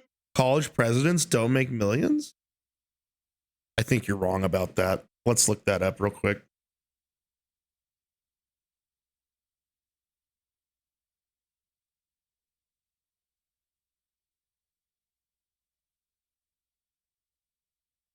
Average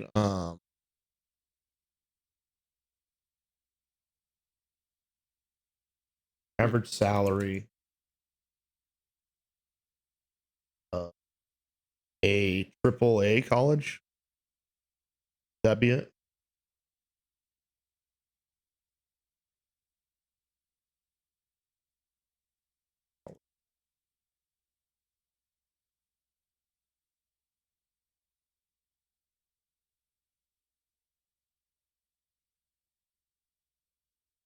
Oh, of state colleges. Let's just do state colleges, right? Average salary of state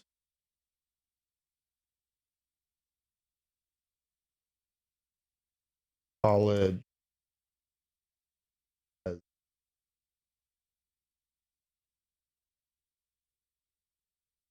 You know what? I could be thinking of like all the coaches and shit that are making money off of or the millions. All right, so ZipRecruiter says 160K, or ZipRecruiter says 34K to 290K. Salary.com says 160K to 520K. So I mean, even if you're doing like 4 years as a college president, right? Like if you're making upwards of that amount, you're making in the three millions in 4 years. That's that's a lot of money. It's a lot of money. But you're right, they're probably not all getting paid that much. College president.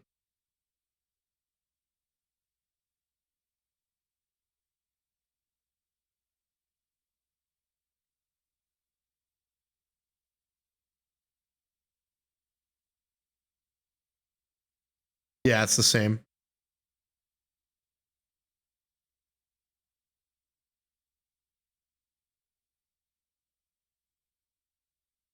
How much does the president of Yale make? 1.9 million a year, my friend. Just saying.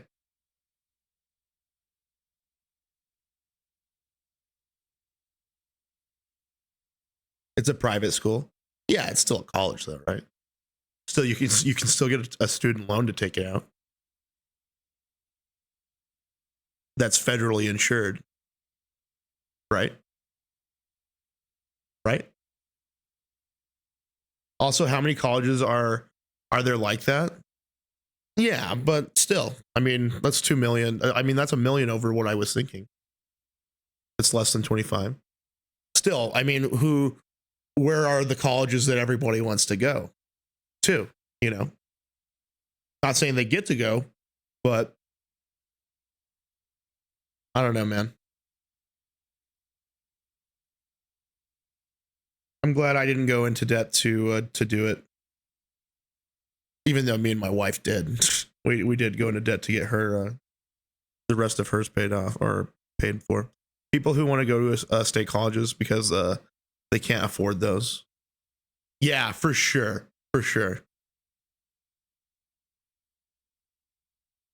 There are about 4K colleges in America. That's crazy, dude.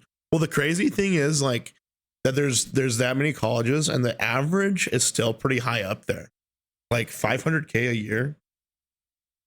Like, and I'm not saying that that's on the high average, but Students on visas who are encouraging Jewish genocide, I would deport you from those campuses. We have to stand strong with our Jewish Americans. At the end of the day, we should not have our Jewish students in a library being told to hide. On our streets in New York, a Jewish citizen has the right to walk on the streets of America with no fear. They have the right to go to college campuses, go to class, and not fear. We will restore that. I started working on Yeah, he's struggling. I don't know if he's just nervous, Evans, or if he's really just has struggle speaking on college campuses in 2017, because even then there was a rise of anti-Semitism on college campuses. We must force the people off those campuses, and Senator frankly, Scott, thank you. Let me out of our country. Let me turn to the Governor DeSantis here. What do you think? I agree with him. People that are like fucking out, like, fuck, I don't know. I don't know if you should deport a young Spanish or Mexican American because they're out trying to support, or I don't know. Oh, because they think because they're being anti-Semitic one day or something. Don't get me wrong. They are trying to memorize their talking points, but he's having trouble recalling it. Yeah, exactly. Think about what he just said. I was the first presidential candidate to say, if you are here on a student visa as a foreign national, you're making common cause with Hamas, I'm canceling your visa and I'm sending you home. No questions asked. Second, I have friends here in Florida who their kids do not feel safe even going to university campus at all outside of the state of Florida. You have Jewish students fleeing for their lives at Cooper Union. Joe Biden should have the Department of Justice on these college campuses and holding the universities accountable for civil rights violations. When you should not have money going to these places. I already acted in Florida. We had a group, Students for Justice of Palestine. They said they are common cause with Hamas. They said, we're not just in solidarity, this is what we are. We deactivated them. We're not going to use state tax dollars to fund jihad. No way. And what is Biden doing? Not only is he not helping the Jewish students who are being persecuted, he is launching an initiative to combat so-called Islamophobia. No, it's the anti-Semitism that's spiraling out of control. That is what we have to confront. And as president, I can tell you this, we are not going to stand for this on college campuses any longer.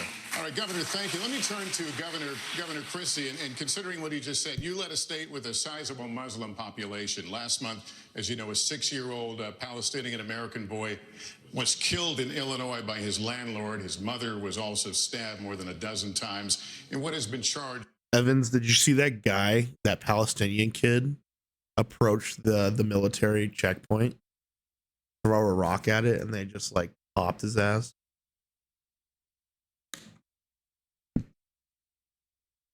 Pretty sad, but at the same time, what a fucking idiot. As a hate crime. What do you... What's up, Valencia? Jay Valencia, how you doing?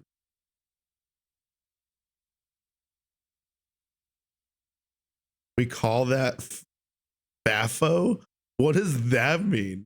What does acronym mean?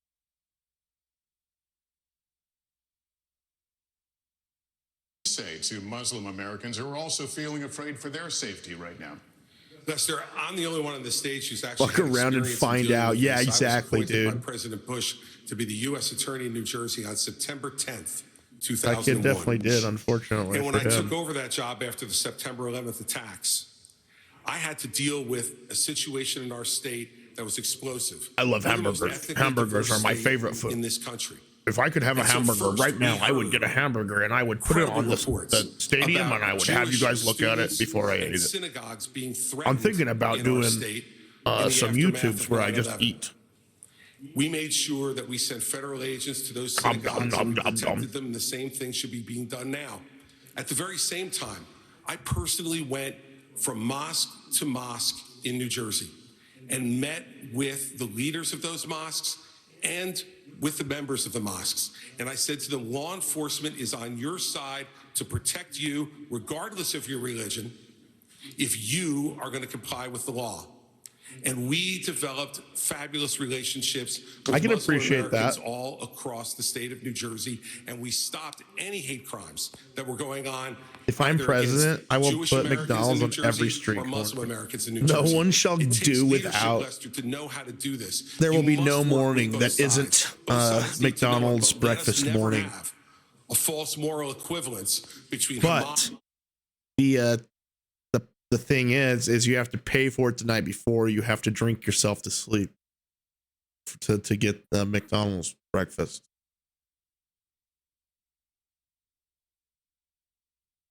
And Hezbollah and the Jewish people. The Jewish people stand for right and justice, and Hamas and Hezbollah stand for death. Governor Christie, thank you. Ambassador Haley, what do you say to Americans who are simply afraid right now in this current environment that we're talking about?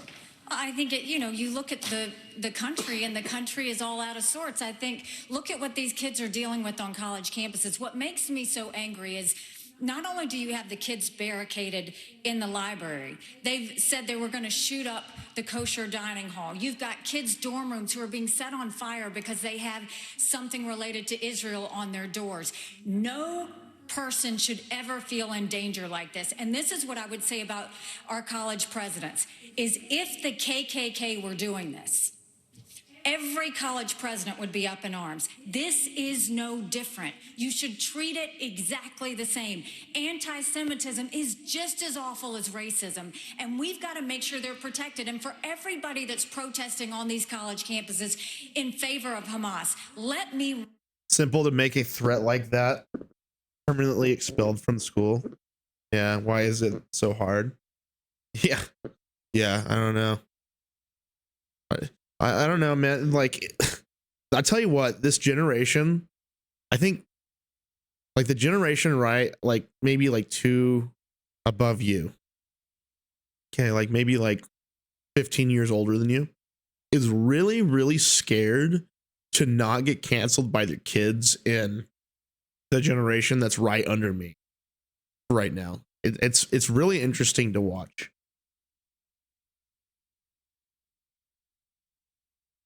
Remind you something. Hamas said death to Israel and death to America. They hate and would kill you too. And the idea that they're talking about genocide... And it's less because they don't want to share their opinions on stuff, and more that they just don't want their kids to like not talk to them. I'm in a weird place. I am the first year of being a millennial. Yeah, 81. Yeah. So yeah, that's about the age range I was thinking. For the Jewish people, that's not the values of America. That's not us. We're better than that. We don't need to celebrate terrorists. Like, imagine a daughter, and some people might not like what I'm about to say, but imagine your daughter. Okay, she goes through her lesbian phase in her teenage and like early 20s, and then like because of that, she cancels your ass and like you never talk to her again. Instead of her just like going through it and like, you know, not making a big deal of it. Like, a lot of these kids, they want to be known for what they like. It's interesting. I guess I want to be known for what I like too, but the things I like are like Warcraft and like Star Wars and like streaming, you know. How old? Are you on another platform right now? Yeah, Jay Valencia. I am streaming on YouTube, Twitch, and YouTube at the moment, and Twitter.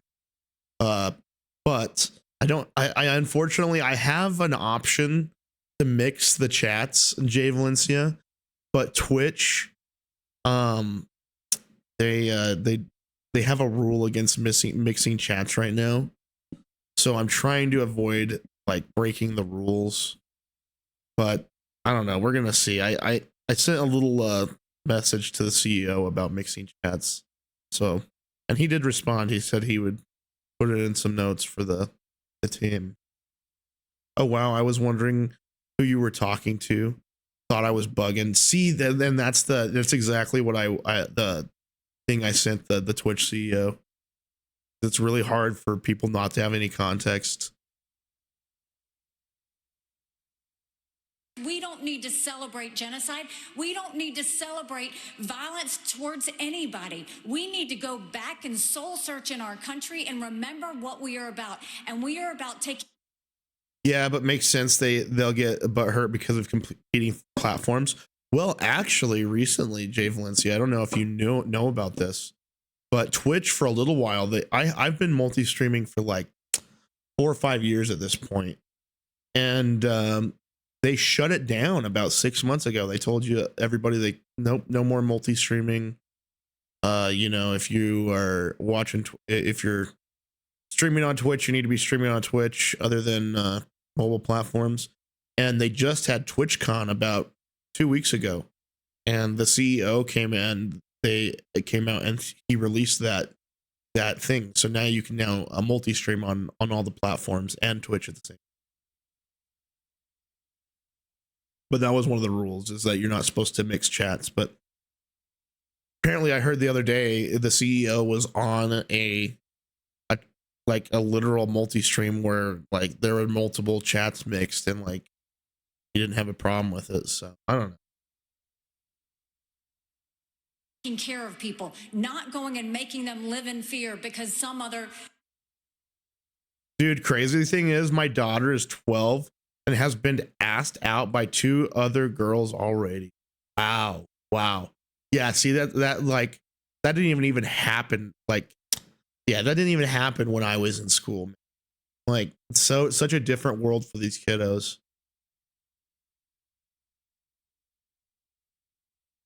Terrorist activity says they want to destroy. They'll get wow, that's pretty good. Then or at least they're open to ideas about how to streams evolve. Yeah, exactly. Valencia, what would you like me to call you? Just Valencia or Jay? You let me know. Them. Ambassador, thank you. Kristen. Lester, thank you. This is another question for the entire field, so you will all get a chance to respond. But Senator Valencia, Scott, I'd like to sounds start good. with you. The United States has given Ukraine financial and military support since the war began more than 600 days ago. President Zelensky told me on Sunday, if Russia isn't stopped now, quote, the price will be higher for the United States, and Americans would be forced to, quote, send your sons and daughters to defend NATO countries. Senator Scott, where do you stand on more funding for Ukraine? Dude, what about I sending certainly have us? been very supportive. Get a chance. Lester, thank you. This is another question for the entire field, so you will all. IDK how to change it yet, but I'll figure it out. Oh, the name? Just started this app. Oh, nice. Yeah, I think you can change your name. It just gives you like a cooldown on doing it again for a few days. But welcome to Kick. I like Kick. It's a cool platform. I like that there's some competition in the streaming space for sure. Let's see who's texting me.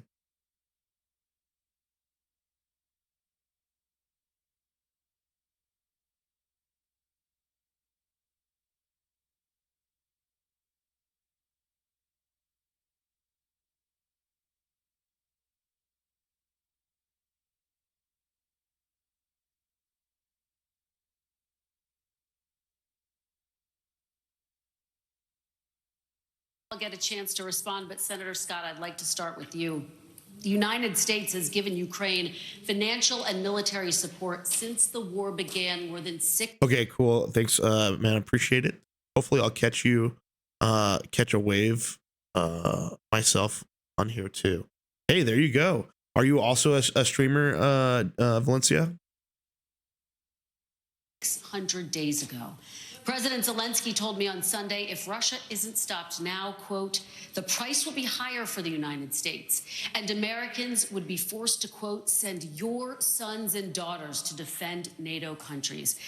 Wait, is she saying this about the Ukrainian president said this? Now, quote, the price will be higher for the United States, and Americans would be forced to, quote, send your sons and daughters to defend NATO countries. Senator Scott, where do you stand on more funding for Ukraine? I certainly.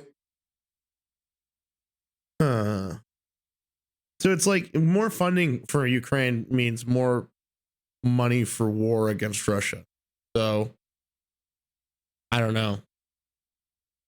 Christians killing Christians. I don't think I'm about it. I think we need to figure that shit out, man. Have been very supportive of Ukraine. I believe that ultimately we should make sure that the President of the United States states what is America's national vital interest in Ukraine. It is actually in degrading the Russian military. We've been very effective using our resources and our weaponry and the incredibly high price of Ukrainian blood to achieve that objective. Every day we get closer to the degradation of the Russian military. I actually think that's a great way to state what we're trying to do. Is we're trying to literally deteriorate the Russian military through blood, the Ukrainians people's blood.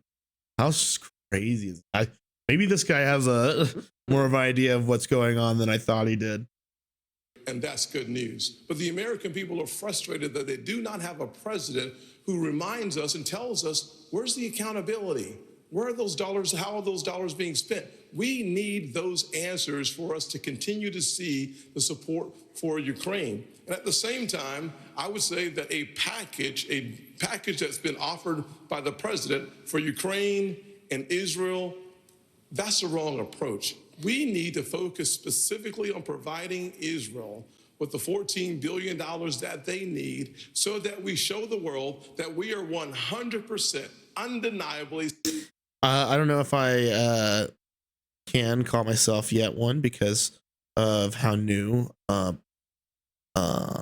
But yeah, that's it's where I'm jumping headfirst to. Well, Valencia, you're definitely a streamer. If you're streaming, then you're a streamer, and don't get in your head about it. Just hit the go live button, and don't get discouraged because this is a rough hobby. Be very, very lonely sometimes, and but if you stay with it and trust that you can gain some enjoyment out of it, it will eventually pay off for you. Standing shoulder to shoulder with Israel. And then as we turn away from that direct support for Israel, we should go to our southern border and close our southern border with the resources necessary. I believe that we have sleeper terrorist cells in America. Thousands of people have come from Yemen, Iran, Syria, and Iraq. If we are going to deal with the national...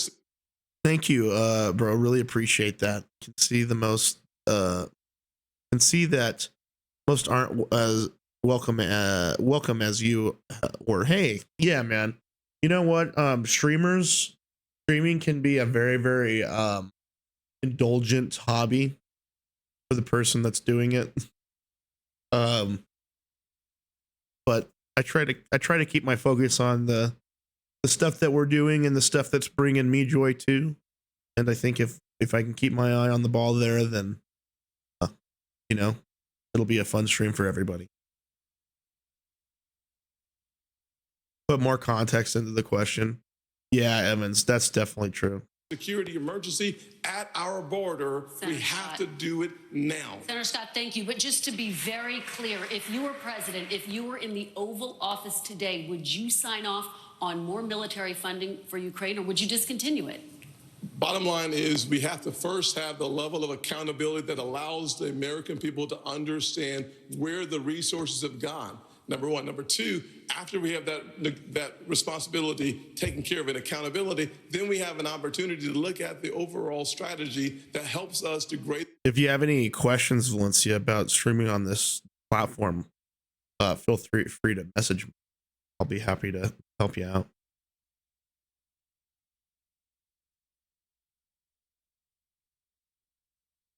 And follow the stream, Valencia. Follow.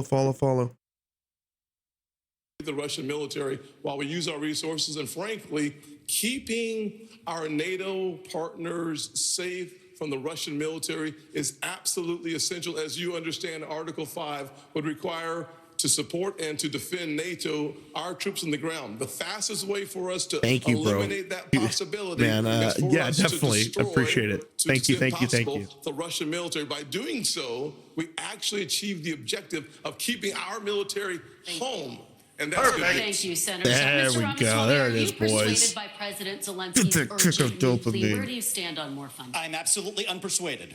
And I'm actually enjoying watching the Ukraine Hawks quietly, delicately tiptoe back from their position as this thing has unwound into a disaster.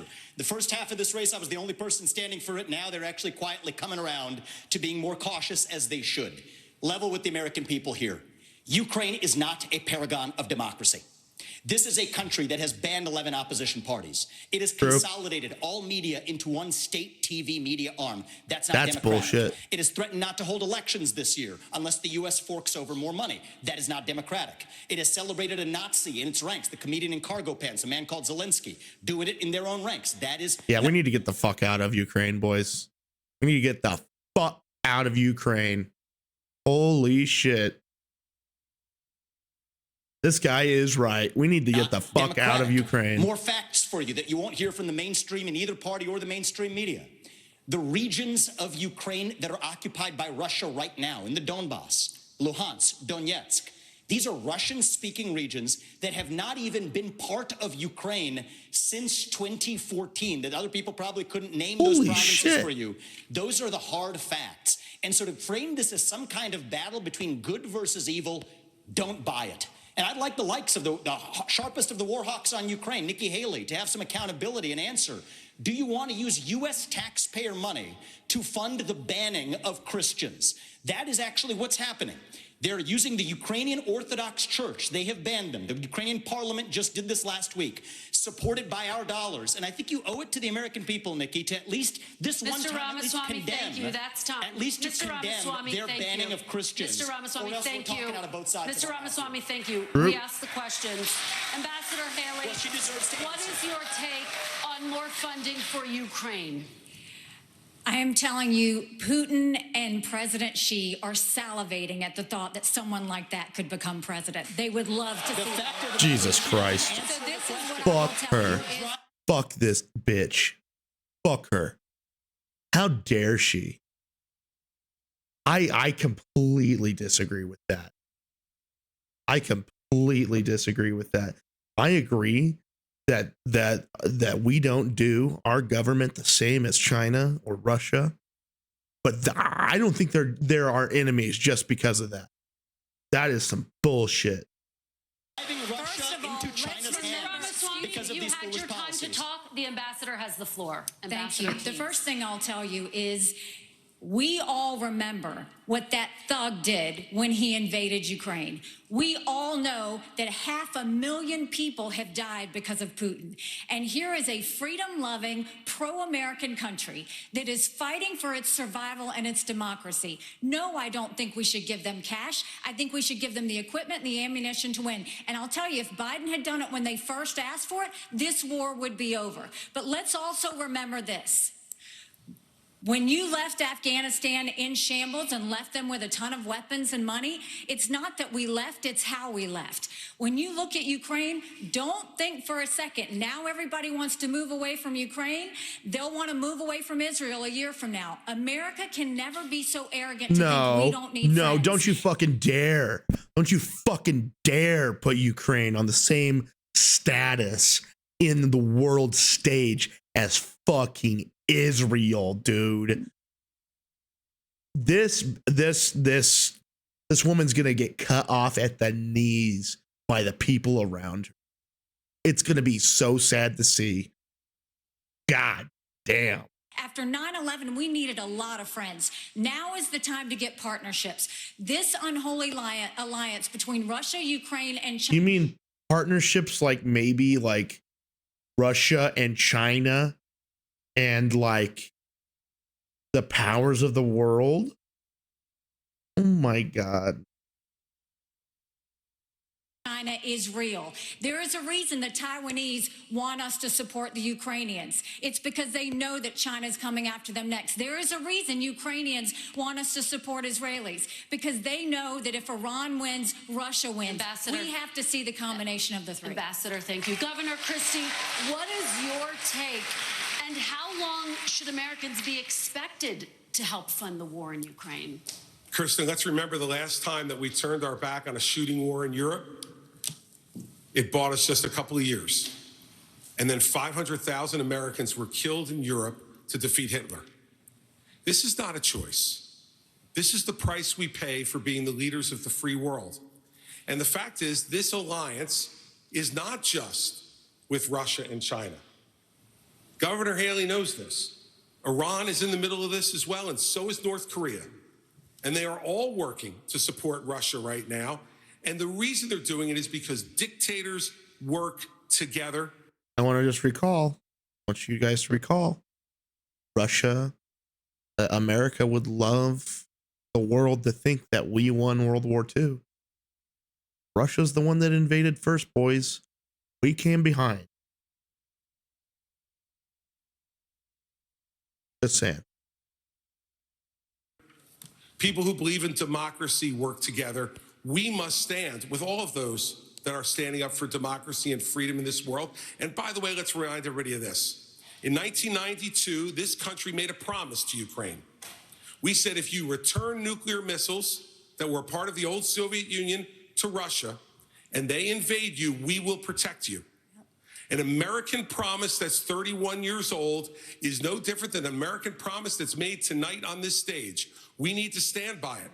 And those of us who forget history are doomed to repeat it. And I'd like to respond.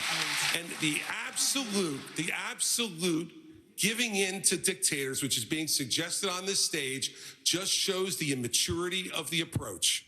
Governor Christie, thank you. Governor DeSantis, I'd like you to weigh in on this idea. Are you concerned that this could become a wider war if Putin is not stopped now? Well, any suggestion by Zelensky or anyone else that we're going to eventually have U.S. troops there, I can tell the American people when I'm president that will not happen. We are not going to send your sons and daughters to Ukraine. I am going to send troops to our southern border. If you look at the threats that we face, terrorists have come in through our southern border. I'm going to shut it down. I'm going to have the military, and I'm going to deport the people who've come, particularly under Biden, who've come from the Middle East, come from all these places. Now, Biden wants $105 billion.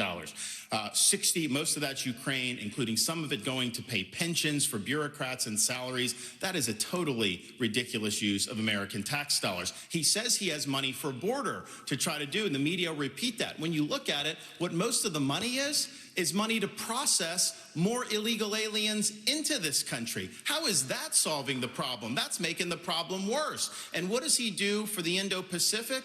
A pittance. That is the top threat that we face. We need to bring this war to an end. We need the Europeans to step up and do their fair share. And we need to get serious about the top threat that this country faces, which is the Chinese Communist Party. So if I may respond to the Ukraine question. In fact, we are going to go from the hot wars in Ukraine and Gaza and Israel to what many people are calling the new Cold War with China. And I remind the audience that it's important for our visitors at home to be able to hear you, and especially for the people in Beijing to hear you. Many Republicans believe that the Chinese Communist Party and General Secretary Xi is an existential threat to the United States. The flashpoint is Taiwan. For decades and decades, the American military, but primarily the United States Navy, has deterred an attack from China to the island state of Taiwan. But Ronald Reagan's Navy of 600 ships is gone. Now, the question to you is, and I'll start with you, Ambassador Haley, because you were in President Trump's cabinet. His goal was a 355-ship Navy. That's what he pushed for. He got to 300. It's now at 291. Is that big enough to deter and, if necessary, defeat an invasion of Taiwan? China has the largest naval fleet in the world. They have 350 ships. They'll have 400 ships in 2 years. We won't even have 350 ships in 2 decades. China has built up their military. It's not just land, air, and sea. They're doing cyber. They're doing artificial intelligence. They're doing space. America needs to modernize our military. We need to do everything we can. The first thing is you go and you make sure you have the backs of Ukraine. That's why the Taiwanese want us to support Ukraine, because they know that sends the biggest message to China. The second thing is we go to China and we start being tough on them. No more sales of our American soil to China, and let's take back what they've already stolen. Then you go and to the universities. No more having millions of dollars go to our universities. Then we will go and end all formal trade relations with China until they stop murdering Americans from fentanyl, something Ron has yet to say that. Who's going to make our iPhone?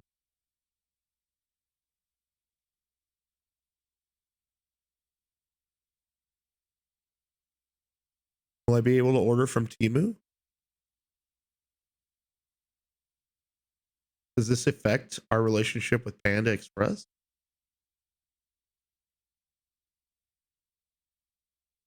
They're all questions. Yeah. He's going to do. And then we modernize our military. When we strengthen our military, when we modernize it with... We already took World of Warcraft away from the Chinese people. I mean, Jesus, what else could we do? the focus of cyber, artificial intelligence, and space, when we make sure that we have the backs of our friends, whether it's in Israel, whether it's in Ukraine, and we should be arming Taiwan. Make sure they have the equipment they need. Make sure they have the training they need now. There is nothing China fears more than knowing that America... Did she just suggest that we start arming Taiwan basically like we've armed Ukraine so that we can be on a two-front war with China and Russia? Is this what she just suggested?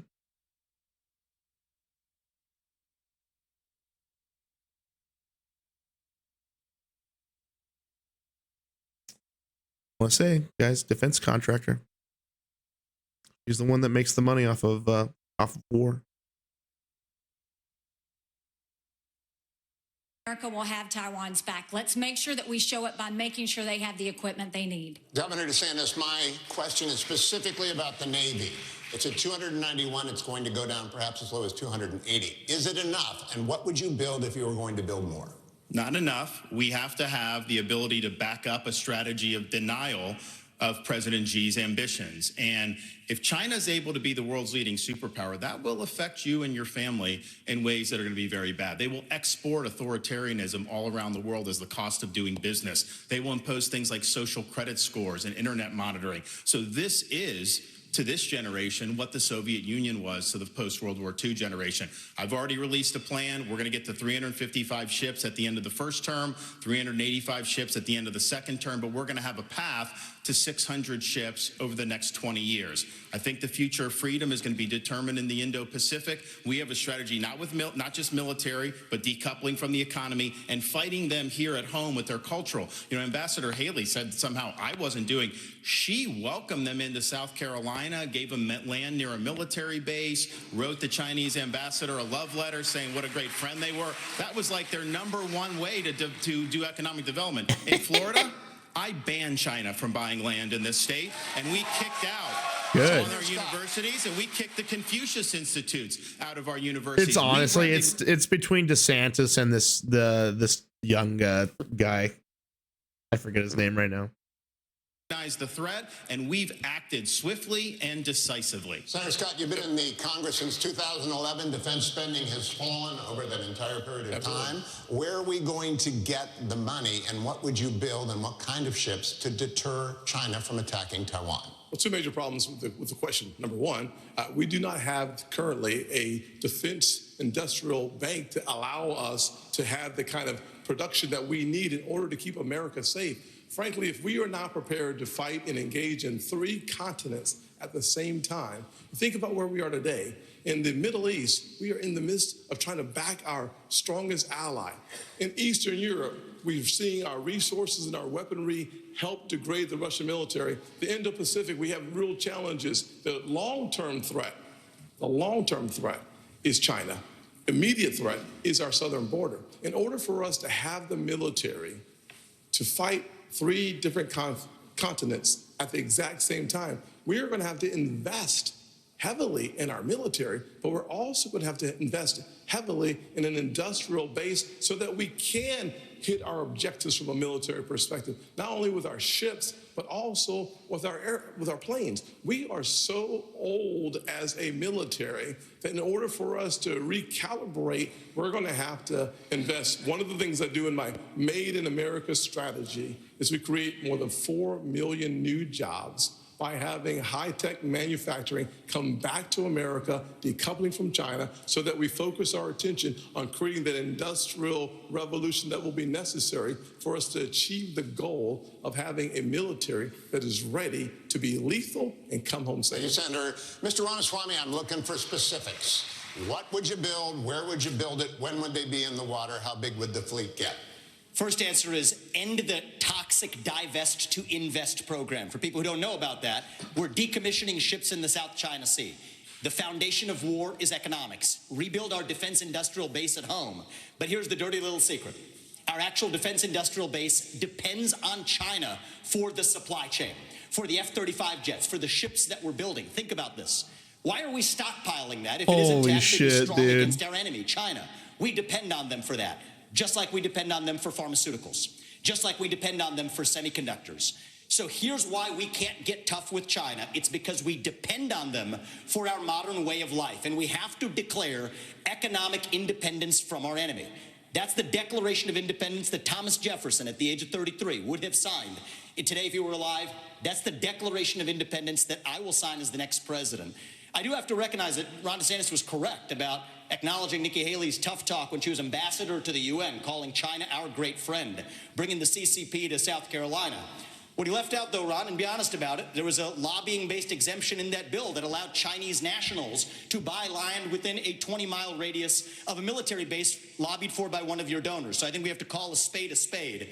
We need politicians who are independent of the forces that increase our dependence on China. My message to Xi Jinping is this. You are done buying land in this country. You will not donate to universities in this country. U.S. businesses won't expand into the Chinese market until you play by the same set of rules. Ramaswamy, you're kicked out of the WTO, and you actually have to have accountability for the COVID-19 pandemic financially, which unleashed hell on the world. We have to hold them accountable. Do you have a number? Fucking go, dude. I think This that we guy's need to awesome. increase our naval capacity by at least 20% over the course of the next several years. I think we have to, at minimum, be able to meet our AUKUS agreement standards. Right now, we are at risk of not even being able to meet our AUKUS standards with Australia and the UK. So what we need to do is have a plan that reverses the trajectory of the divest to invest program Hugh, I'd like to by respond. 20% over the next 3 years. Governor Christie? You know, my first observation, Hugh, is that nobody answers your question. And my second observation is these three in the middle think they're the enemy. I know China is the enemy, and that's what we should be focused on. So let's be really clear. The nuclear submarines in this United States Navy is the greatest deterrent to Chinese aggression, and that is the first place I would go to increase American naval power. Our nuclear submarines are able to move stealthily, quietly, and effectively. And if we are going to deter China from invading Taiwan, the only way we're going to do it is to make sure that they don't know whether how many nuclear submarines from the United States of America are in the South China Sea and in that area and ready to strike on them if they decide to move on Taiwan. And so we, as our first priority, need to go directly to our nuclear sub program, Hugh. And I agree with we him need to there. increase it drastically. That would be priority number one. Ships would come next, but to me, the ships are secondary choice here. The submarines are the single most important thing that we could be using to deter China. But the other thing we could do to deter China is to let them know that the blood money they're spending for Russia in Ukraine right now will not be effective. That we send Putin home with his tail between his legs and make them understand that the same fate waits for them if they decide to move towards Taiwan with a more aggressive nuclear sub-program. We'll be able to make that threat real. Thank you, Governor. We're going to take a brief pause now, and we'll be back to the Republican presidential primary debate. Please stay tuned. That was a good answer. I like that.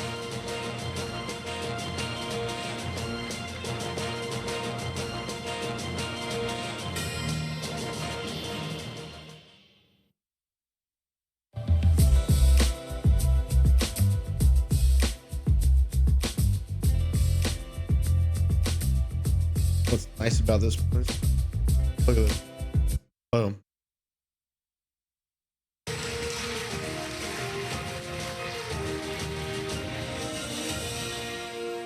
And welcome back to tonight's NBC News Republican presidential debate. Once again, here's Hugh Hewitt. Thank you, Lester. We're going to stay on China, and we're going to talk specifically about TikTok. Last week, Congressman Mike Gallagher, who is chairman of the House Bipartisan Select Committee on the Chinese Communist Party, published a long essay on TikTok following the flooding of pro-Hamas propaganda onto TikTok accounts across the United States. Chairman Gallagher called it shocking. He called the app predatory, controlled by America's preeminent adversary, one used to push propaganda and divide America. It's spyware, he said, a means of surveillance. Governor Christie, do you agree with Chairman Gallagher? And if so, would you ban or force the sale of TikTok? I agree 100% with Chairman Gallagher, and let me say this. TikTok is not only spyware, it is polluting the minds of American young people all throughout this country. And they're doing It's as much spyware as the fucking... We've all known that for fucking 20 years. If you were born in a millennial generation, these dumb idiots... That's not right. All dumb.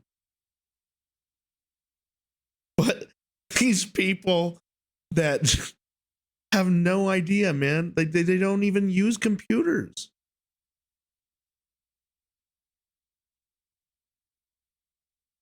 intentionally. And when you saw what happened in the last few weeks, like this guy doesn't know the difference. Like, doesn't know that Google's literally, listen, I could plug this guy's face into Google right now and have them make it into a cheeseburger. I literally combine his head with a cheeseburger in real time. Okay, they're definitely spying on all of us. They're all spying on us. Don't have shit to hide.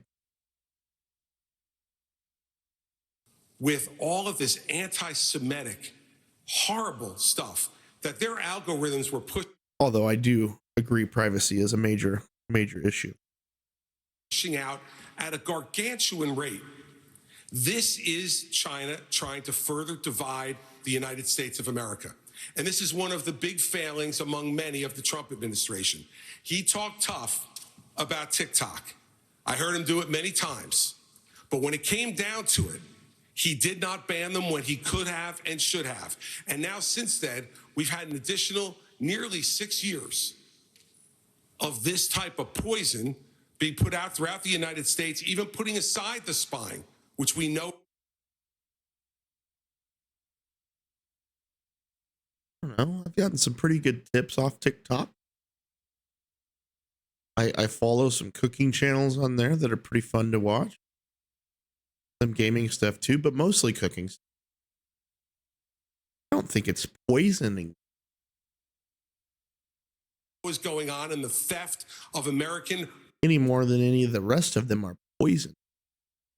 Personal data and information. So in my first any more than McDonald's is trying to poison. You know? first week as president, we would ban TikTok. They want to go ahead and sell it, let them go ahead and sell it. But I'll tell you, fucking ban. Let's ban stuff in America, guys. Hey, you know what, Americans? You like that thing that a lot of you guys use? We're fucking banning it.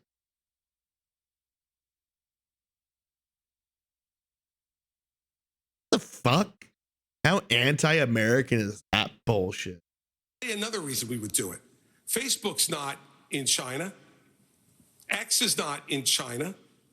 They're not permitting a free flow of information to the Chinese people from our social media companies, yet we just open the door and let them do what they're doing. TikTok should be banned because they are poisoning American minds, and I would do it week one. Thank you, Governor. I want to go to Governor DeSantis. Would you don't worry, boys. He's not making it any further than probably tonight. China allowed American apps to operate in China. Yes, I think that China is the top threat we face. They've been very effective at infiltrating different parts of our society. So my policy on China and the Chinese Communist Party is very simple. We win, they lose. And in order to do that, it's not just military, it's economic, and it's cultural. And as the dad of a 6'5" and a 3-year-old, I'm concerned about the data that they're getting from our young people and what they're doing to pollute the minds of our young people. These kids get these devices and they have a mind of their own. And I know a lot of parents are looking, it's hard to even keep it out. China's obviously the most extreme, but this is happening with other things. So we are going to do that, and we are going to make sure to protect the American people. It's a full spectrum approach to be able to fend China off. Yes, military deterrence. Yes, economic decoupling, but also their role in our culture. If we ignore that, we're not going to be able to win the fight. I wonder how people from China that live in America, like, they have all their family over there. They love people over there. We're just talking all this bullshit. It's not all bullshit, but we're just talking like out of our asses about everything we think about what goes on over there. Ambassador Haley, speak to the parents out there. There are probably TikTok apps on half the phones in this auditorium. No, I'm going to speak to the fact that 2 people hit me and you didn't let me respond. So let's first talk about the fact that they want to talk about the Chinese land from 10 years ago. Yes, You can you can be a parent and not let your kids use it. Yeah, imagine that, man. Either that or like being aware that stuff is like your kids are going to run into that stuff, whether it's on TikTok or on Pornhub. Like, kids are going to be kids. They're going to explore. They're going to explore their minds and bodies. And, there is a certain amount parents can do and try to do.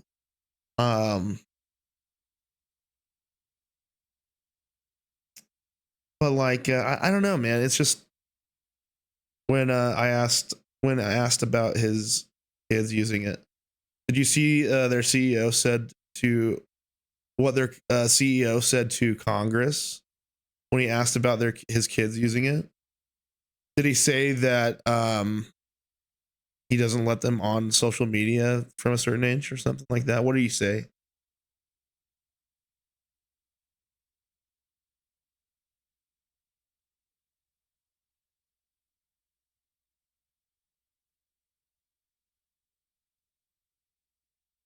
He said, our kids don't use social media.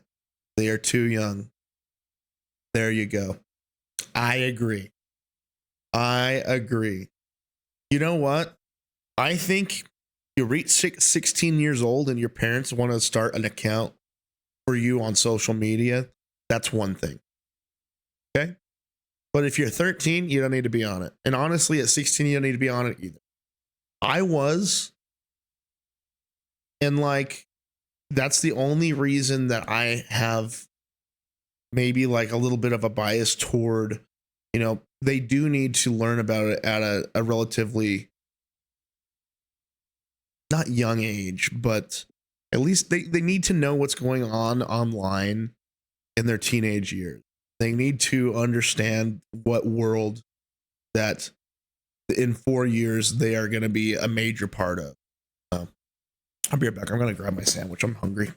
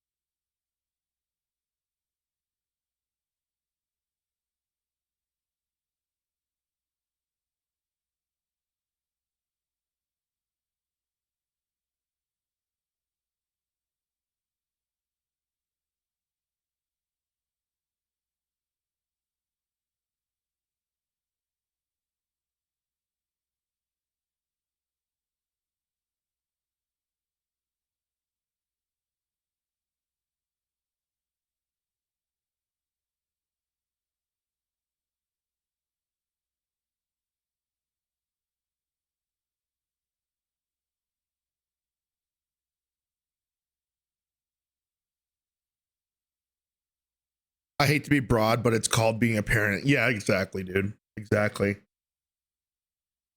Having some investment in the thing you decided to put so much worth into. Brought a fiberglass company 10 years ago to South Carolina.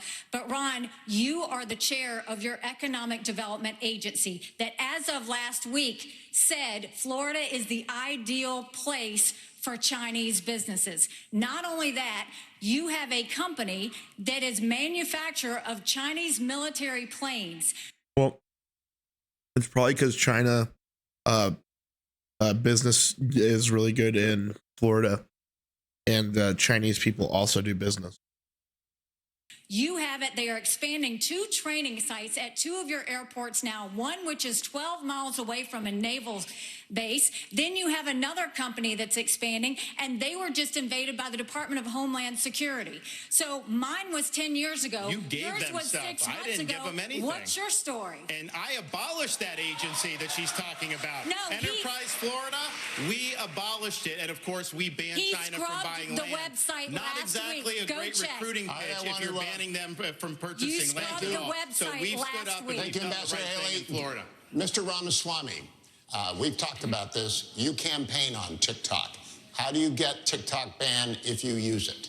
Well, I want to laugh at why Nikki Haley didn't answer your question, which is about looking at families in the eye. In the last debate, she made fun of me for actually joining TikTok while her own daughter was actually using the app for a long time. So you might want to take care of your family first. Leave my before daughter preaching out to of your anybody else, your voice. adult daughter. The next generation of Americans are using it. And that's actually the point. You have her supporters propping her up. That's fine. Here's the truth. You're just the easy scum. answer is actually to say Scum, that we're she just going to says. ban one app. We got to go further. We have to ban any U.S. company actually transferring U.S. data to the Chinese. Here's a story most people don't know. Airbnb hands over U.S. user data to the CCP. Now, Yeah, that's of a course. U.S.-owned company. So this is the problem when you have Republicans that temporarily go the way the winds blow, and now it's popular to talk tough on China. When she was UN ambassador, called them literally, her words, not mine, our great friend. You can't be fair weather fans of the right policy. Get to the root cause. Even U.S. companies in Silicon Valley are regularly doing it. Cut the virtue signaling. The fact of the matter is Democrats are on TikTok today. The only person, one of the few people who is putting up content the way the actual algorithms work, speaking for pro-Israel views or others, is Ambassador me. And I predict Haley, more Republicans will join it. But stop U.S. companies from turning over data to Chinese companies. That's the Moderators, virtue Kristen signal. don't get to respond to personal attacks, but you do. Thank you very much. You know, when he talks about me praising China, he doesn't know the fact that the reason China was praised was because I negotiated with China and Russia the largest set of sanctions against North Korea in a generation. That is literally the reason North Korea stopped testing ballistic missiles. So I said China did good on their part. That was a You said they negotiation are you great could friend never is do. what you said, Nikki. Those are your words, not mine. And so just When own up to it. you would never You can have been change able your to mind. get That's that allowed. negotiation But don't done. lie to the people about I what have you've said fought or what you've done in against South China Carolina. my You have brought entire them to South career Carolina. at the Ron is United right about Nations. that. Every day I fought China, and I did it Look at the by actual making sure hard no facts. one You could brought get them to the any Kelly. agency heads in UN. I did it by making sure that we called them out on human rights. I did it by making sure that we held them accountable on everything that they did. That's the reason we got out of the Human Rights Council. That's the reason we called them out. And there's not been a day I haven't Nikki, stopped. Senator Scott, wasn't it is your good turn. foreign policy Mr. experience with the millions you Ramaswamy. made afterwards. Everybody else is hanging on to the rules here, Mr. Ramaswamy. Senator Scott. Thank you. We should. I appreciate y'all clapping for me already. This is wonderful. Love this. Without any question. What we should do is ban TikTok, period. Now, we saw under former President Trump, he tried to ban TikTok. These fucking people, man, that want to ban stuff. You can't ban shit. It doesn't work.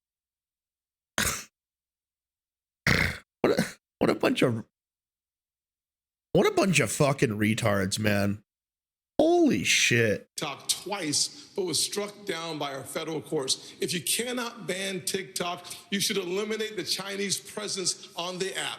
Period. We also should provide, in my parents' Bill of Rights, we give parents the opportunity. They just to don't give their understand the kids internet. Yeah, they permission don't. Under 14, They to have be on no those. they have no idea about it, and I don't think they realize just how ignorant they come across.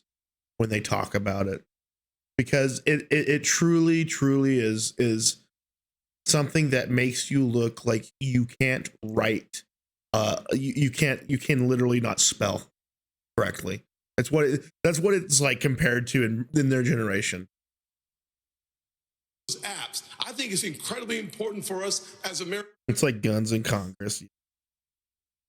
To take back control of the information, especially of our kids. Where does it go? We should know that. One of the ways that we get to know that is by having You're a going to be parental consent. exactly. At least have some perspective TikTok, on it. That is a first step. But it's not just TikTok. China continues to spy on our kids, but they're also buying our farmlands. We talked about this several times there. We have to make sure that we use the tools that are in our toolkit to stop China from buying farmland near our bases. The third thing we have to do is make sure that they stop stealing our intellectual property. They're literally stealing our IP to compete against us. My administration, we stopped that day one, and we start making sure that we create six-figure income for jobs made in America. I'd like to see it happen. My strategy. Kristen. Hugh, thank you so much. We're now going to talk about Venezuela, where millions have fled political and economic turmoil. Many Venezuelan immigrants are settling right here in Florida. Former President Trump and President Biden have taken different approaches to Nicolas Maduro's regime with little result. Former President Trump put economic pressure on Venezuela and backed one of Maduro's rivals. President Biden temporarily eased sanctions to encourage electoral reforms. Governor DeSantis, do you see the political situation in Venezuela as a threat to the United States, and what would your approach be? We should never rely on Venezuela for oil like Biden has had to go beg. I'm going to unleash all of America's energy potential. On day one, I'm taking all the Biden regulations, the Green New Deal, ripping it up and throwing it in the trash can where it belongs. We're going to lower your gas prices. We're going to create jobs. We're going to lower energy costs, but we're also going to be more energy independent and secure. We'll choose Midland over Moscow. We'll choose the Marcellus over the Mullahs, and we'll choose Bakken over Beijing. That is good for America's national security. Biden's Green New Deal, that's good for Venezuela, it's good for Russia, it's good for Iran, and it's good for China. So I would turn the screws on the Venezuelan regime. I think it's a corrupt, dictatorial regime, and we should never go hat in hand begging for oil from them. Just to be clear, would you reimpose the sanctions? Yes, absolutely. Ambassador Haley, what would your approach be? You know, I stood on the Simon Boulevard Bridge and watched thousands of Venezuelans cross for hours in the hot sun, holding their babies to get the one meal they might get that day, going from Venezuela to Colombia. They were fleeing socialism and begging for freedom. We need to make sure that we do everything we can to sanction Maduro. We shouldn't be getting dirty oil, and Biden just gave 500,000 Venezuelans temporary priority status, which is just going to have more of them come. But on the energy side, it cracks me up that Ron continues to do this. He has opposed fracking. He's opposed drilling. Last time he said it wasn't true, and everybody found out that it was true. He opposed it before Florida voters even voted on it. He was praised by the Sierra Club, and you're trying to make up for it and act like you weren't a liberal when it comes to the environment. You were. You always have been. Just own it if that's the case, but don't keep saying you're something that you're not. Let me respond to that. Response, so our whole energy plan, you can't get the shale without fracking. We are absolutely going to frack, but I disagree with Nikki Haley. I don't think it's a good idea to drill in the Florida Everglades, and I know most Floridians agree with me. You banned fracking. Thank you very much. Lester? All right, all, thank you. Let's turn to one of the biggest issues for voters. That, of course, is the economy. This is a question that will go to all of you. An Iowa voter recently told NBC News, "How am I going to make sure my pantry's stocked without breaking the bank?" You've all said the best way to deal with rising prices is to cut government spending. But that would take time to play out, and Americans are struggling right now. Senator Scott, I'll start with you. What would you do the moment you take office to help Americans manage the cost of living? So we're talking about short term here. My mother was a single mother who raised me and my brother in a very challenging economic situation.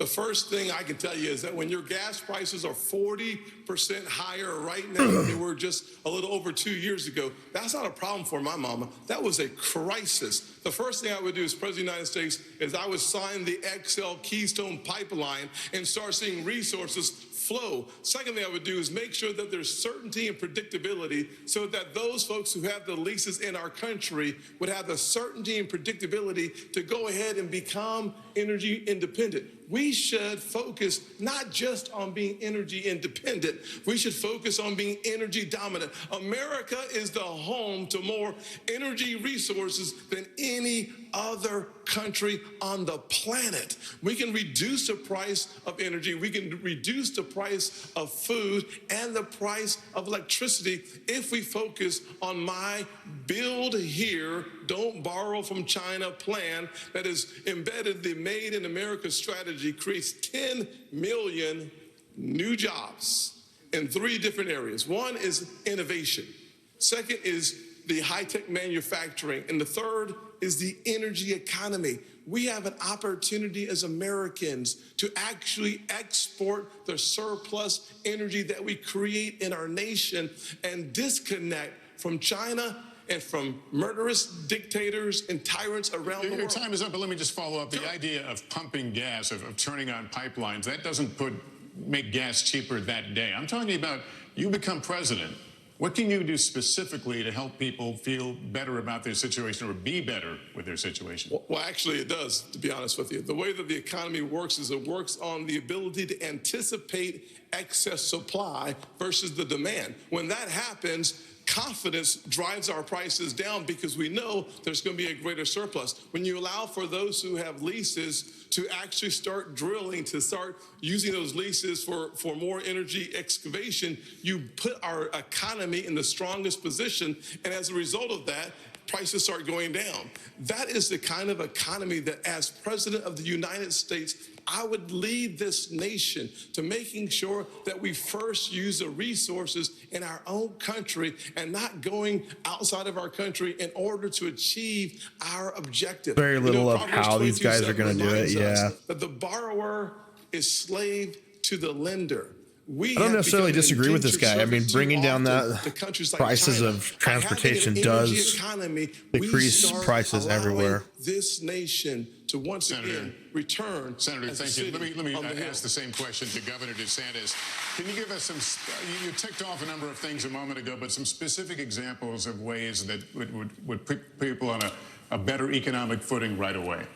So I started off working minimum wage jobs. I did $6 an hour as an electrician's assistant. I worked all kinds of things to be able to get through school. And I did that because I believed in America, if you work hard and get the most out of your God-given ability, you can get ahead.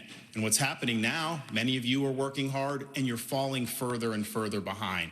I've met people in Iowa, New Hampshire, and all across the country who've talked about all the burdens that they're facing with the rising prices. And I've heard from multiple people the same story. When they go grocery shopping, what they now do is they figure out what they have to take out of the cart once it's ringing up, because it rings up so much faster and so much higher at the cash register that they can't afford the full cart of groceries anymore. We have to restore the American dream in this country. What can you do on day one? Here's what I'm going to do. I'm going to take all the executive orders, the regulations, everything involving Bidenomics. I'm going to rip it up, and I'm going to throw it in the trash can on day one where it belongs. That is going to give the economy breathing room, and I'm also going to rein in the Federal Reserve. They have helped create, with their reckless monetary policy, what we have faced since the COVID-19 pandemic. They botched it. Congress botched it. Both parties are to blame.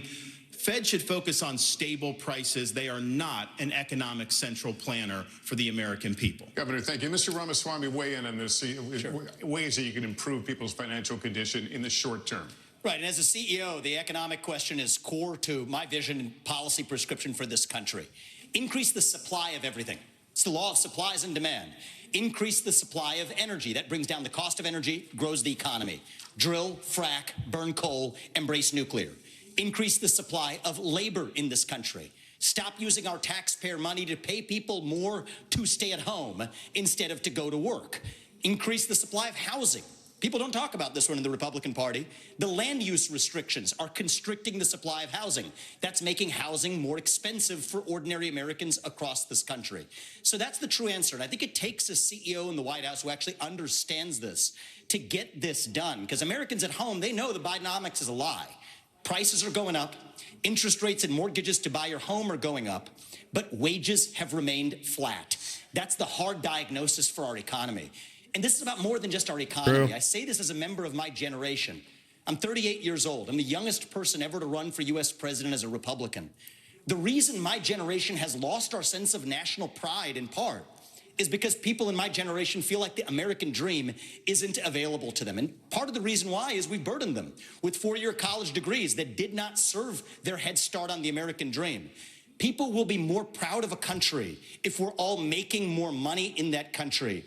This is how we revive national pride and our identity, and it will take a CEO in the White House with zero-based budgeting, by the way, to take on the federal debt to get this job done. Let me turn to Governor Christie on that. Well, look, Lester, part of the entire premise of the question, and I agree with Tim on this, is absolutely energy is the key to this because it drives every one of those other prices. You know, now food gets to your grocery store, it gets trucked. And those truckers have to pay for fuel and for the higher fuel prices. And when you go ahead and you tell people, we are going to unleash every bit of American energy, every bit of its potential, what happens in the futures markets? The prices go down because those people who are believing that the Biden program will continue are the ones who are bidding this up. And let me tell you the other place that's bidding it up, in the Middle East. And so if you don't believe that making sure that Israel and that Israel situation that's going on right now isn't resolved and resolved quickly as President of the United States and bring stability back, that will also not permit countries like Saudi Arabia and others to be able to jack their prices as well in what they say is a response to a crisis, when it's really what it's in response to is putting more money in their pockets. When they have an American president who knows that Israel must be defended not with humanitarian pauses and not with suggestions for ceasefire, but with letting them know we will supply them with everything they need, that will also bring stability to the market. Energy is the key to bringing this down. It's what every American family needs when they turn on their lights, fill up their car, and go to the grocery store. And we need to do that first and foremost. That's the short-term answer. Governor Christie, thank you. Ambassador Hillary, let me come at this from a slightly different direction. Americans in rural communities are being especially squeezed by inflation right now.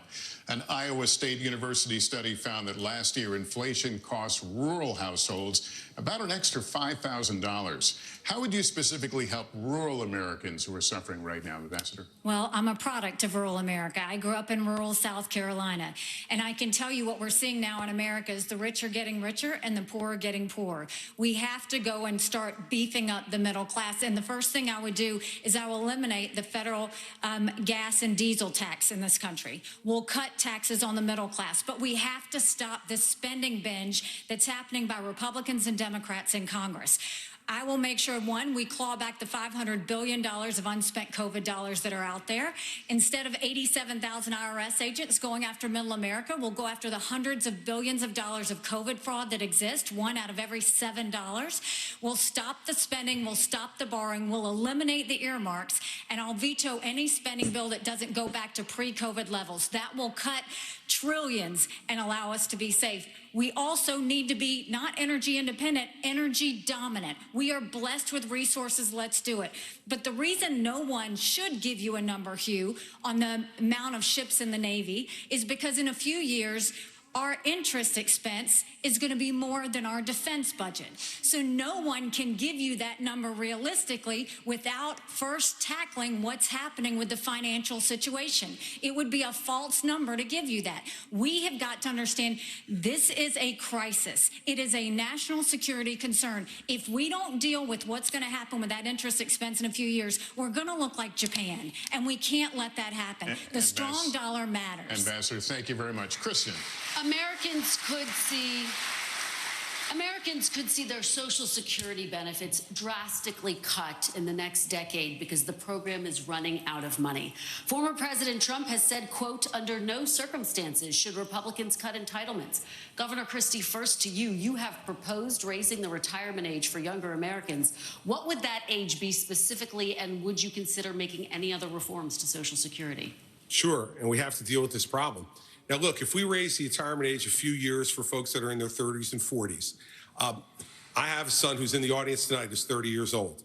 If he can't adjust to a few-year increase in Social Security retirement age over the next 40 years, I got bigger problems with him than his Social Security payments. And the fact is, we need to be realistic about this. There are only three things that go into determining whether Social Security can be solvent or not: retirement age, eligibility for the program in general, and taxes. That's it. We are already overtaxed in this country, and we should not raise those taxes. But on eligibility also, I don't know if out there tonight, and if you're watching, Warren. Middle-class citizens don't really get taxed that much. Well, they do, but most of them get it back.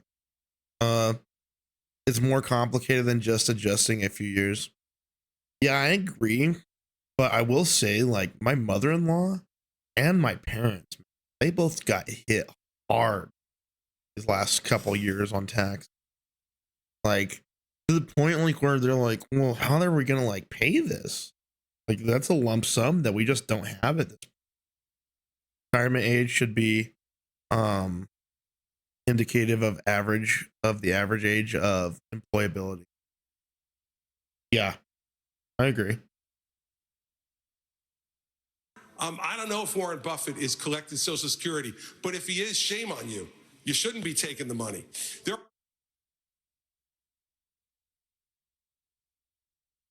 don't know about that. Why would it be shameful for him to take Social Security? He's been paying into it just as long and probably more than anybody else that's American. So why would it be a problem that he's taking what he paid into? Just like any other investment.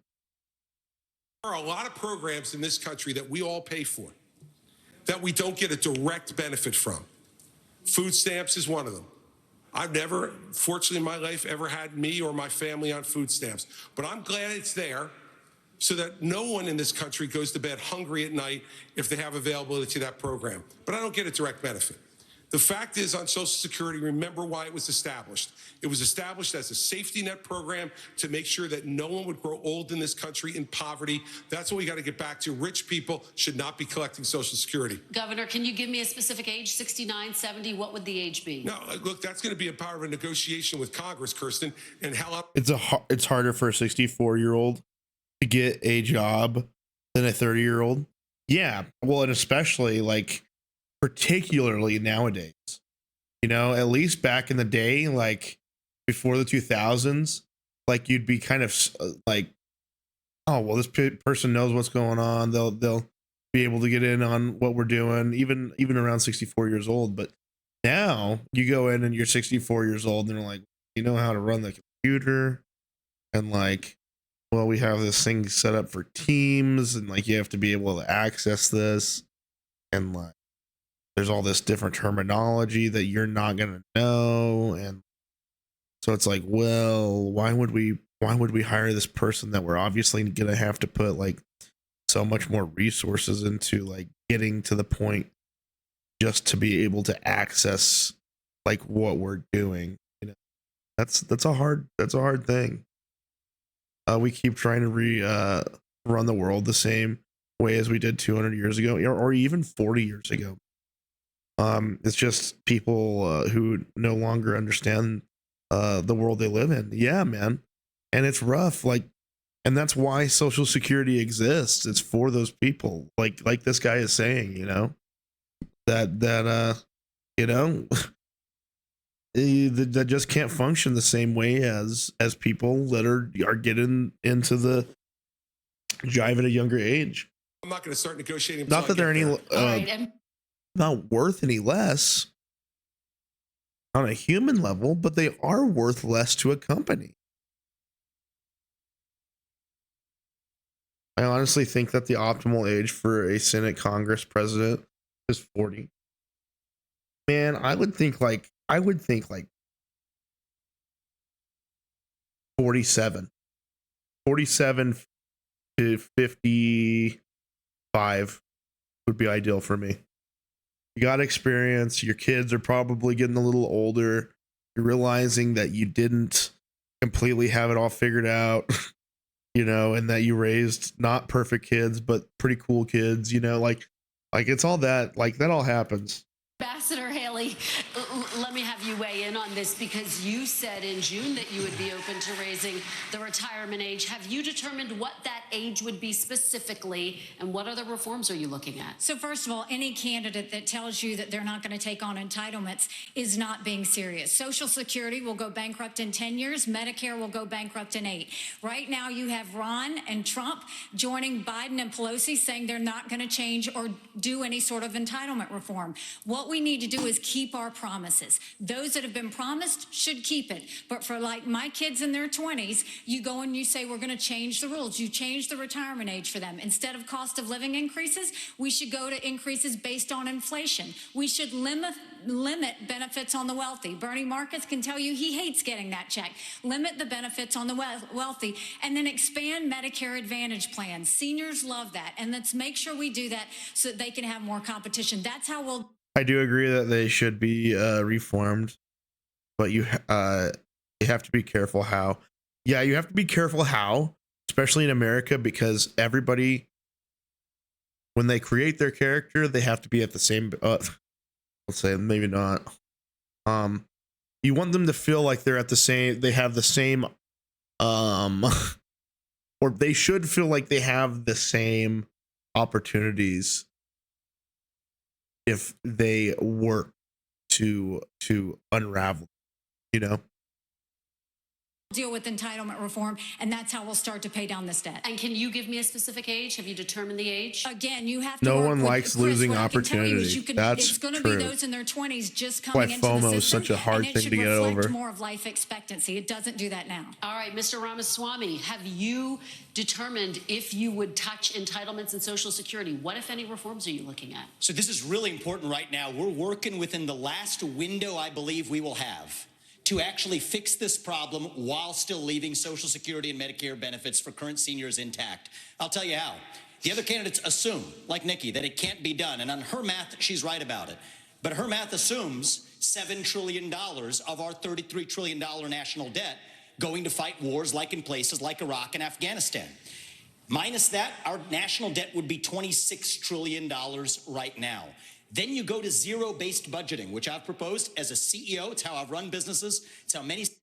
No one, he fucking hates her. She is seething, dude. Yeah, they really don't like each other. CEOs run businesses. Don't use last year's budget as the baseline. Start with zero as the baseline, and then ask what's actually necessary. I'm good for... I love a $0 budget, man. 75% headcount reduction. Yes, that is severe. In the number of federal employees in the Washington, D.C. bureaucracy. Shut down redundant agencies that should not exist. Deliver economic growth as a positive tailwind. I think we can get to 3, 4, maybe even 5% GDP growth if we really take the regulatory shackles off of our economy. And against that backdrop, I believe this is our last best window to be able to take care of our national debt problem through those severe measures, including sacrificing the foreign wars that many bloodthirsty members of both parties have a hunger for. That's the one secret for how we're going to be able to do this, and that requires discipline. So we can't have the first conversation we were having, sending foreign aid willy-nilly to countries whose national debt per capita is less than ours. Thank you, But if we Mr. do this Ramaswamy. correctly, I think this is our last window, and it'll take a CEO from the next generation to do it. Thank you very much. Senator Scott, weigh in here. There you What go, buddy. are you looking at to keep Good Social answer. Security sustainable? The bottom line is a simple one. We have to grow our economy and cut our spending. Let me just say to my mama and to every other mama or grandfather receiving Social Security, as President of the United States, I will protect your Social Security. The fact is that we're spending today about $1.1 trillion on Social Security, about $750 billion on Medicare, about $300 billion on Medicaid, about $400 billion on veterans benefits, $1.7 trillion on annual appropriations. If we're going to actually tame this tiger, the way you do it is not by picking on seniors who have paid into a program that deserve their money coming back out to them. The way you deal with it is, number one, you have to grow your economy. My plan, Made in America, creates 10 million new jobs, grows our economy at 5%. By doing so, you add trillions of dollars of economic activity and billions of dollars to your treasury. Number two, you have to cut taxes. When we cut taxes in 2017, I wrote the Tax Cuts and Jobs Act. You can tell when he knows the. Oh yeah. His speech is much more fluid. You can tell the things that he's really passionate about, which is good. I appreciate a guy that is knowledgeable on the things that he's really actually passionate about. I said, well, guess what? Revenue will go down. Well, in 2018, after we wrote it in 2017, what happened? Revenue went I honestly up by think 3%. I think this guy and Ron, the hard name to pronounce, the young guy, I think they've won this debate so far. And the next year, it went up by another 3%. So what we know is that the Laffer curve still works, but the lower the tax, the higher the revenue. And finally, if we're going to deal with it, we have to take our annual Ron appropriations Swamdy, thank you. back to Yeah. pre-2020, Ron pre-COVID Swamdy. levels of spending, which would save us about $500 billion in the next budget window. By doing Senator, that, we deal with thank Social you. Security and our mandatory spending. Thank you, Senator. Very quickly, would you raise the retirement age? Would you be open to raising the retirement age, or do you rule that out? All you have to do is go to a farm in Iowa and watch the hard work and the dedication. Yes or you and no, I though, having Senator? a conversation. Yes or the no, answer though? is no, but listen to this though, before you go on. Thank you.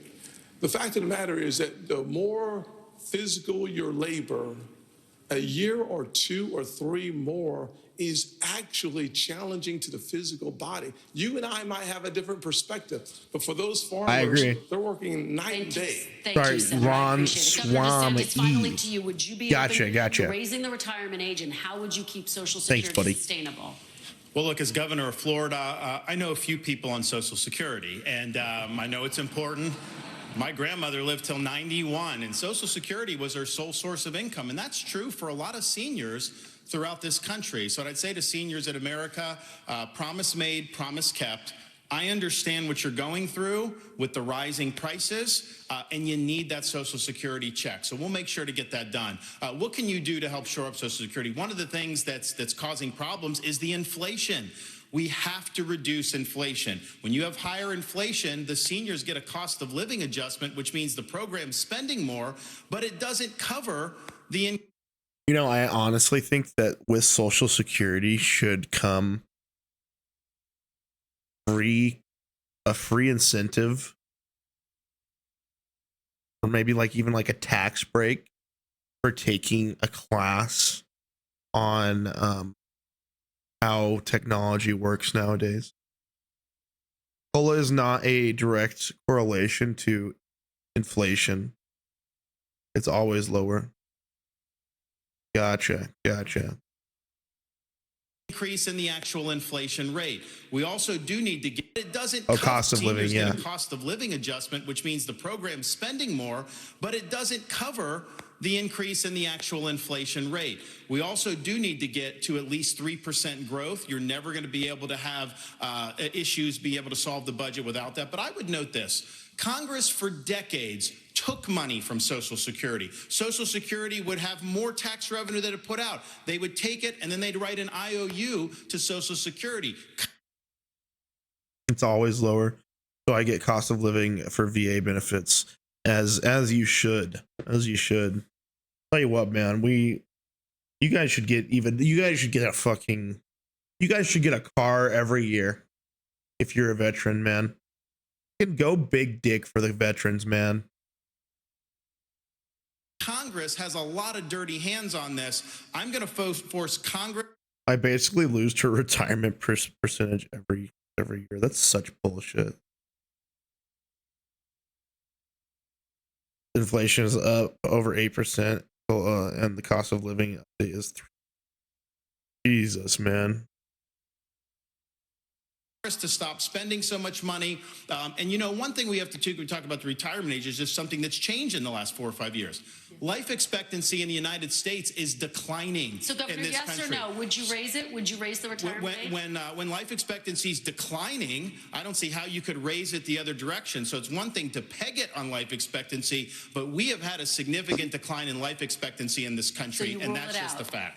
All right, Governor DeSantis, thank you. Thank you, candidates. And we will be right back after a quick break from Miami, Florida.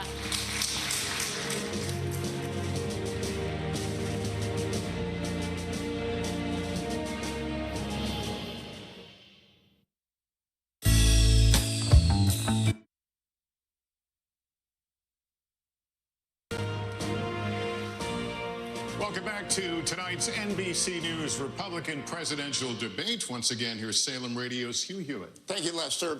When NBC News talks to voters, when I talk to voters every day, they all say that the border is a top issue. It can mean a lot of different things. It can mean 2 million people who crossed illegally last year. It can mean more than 150 arrests of people on the terror watch list. It can mean the burden on states from having migrants move into their states from the southwestern border. But I want to talk about opioids specifically and fentanyl. And I'll start with you, Senator Scott. Tens of thousands of Americans' families have suffered a death to fentanyl. Young people sometimes die taking one pill. What can you do as Commander-in-Chief on the first day to stop fentanyl and the waterfall of it into this country? Well, number one, we should close our southern border. For $10 billion, we could close our southern border. For an additional $5 billion, we could use the currently available military technology to surveil our southern border to stop fentanyl from crossing our border. I've already led on legislation that The thing is, like, the border is a crazy thing. Like, and it's a good show of, like, you know, hey, don't cross here. But these people, they're going under. Man, they're like bowling through the earth, coming up in Arizona, coming up in Nevada. Like, dude, it's crazy shit. I know this sounds terrible, but what percentage of Americans is 10,000? Yeah, true. Not much. It's not much until you compare it to, like, how many people we've lost, like, in Afghanistan and Iraq and, like, now Ukraine. It is a lot compared to that, you know? I mean, no, I couldn't tell you how many, like, died in those past wars because I was a young guy, but I don't have the numbers here in front of me, but like 10,000, I know it wasn't, I mean, I know that's a pretty high number.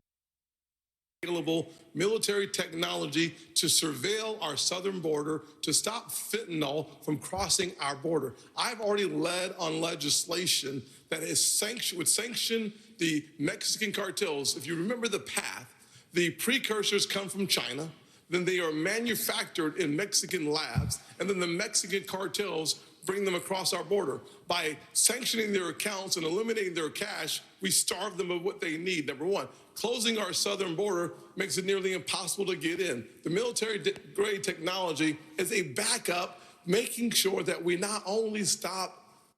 That's crazy. Less than 1/3%, 10,000 people. It's intense, man.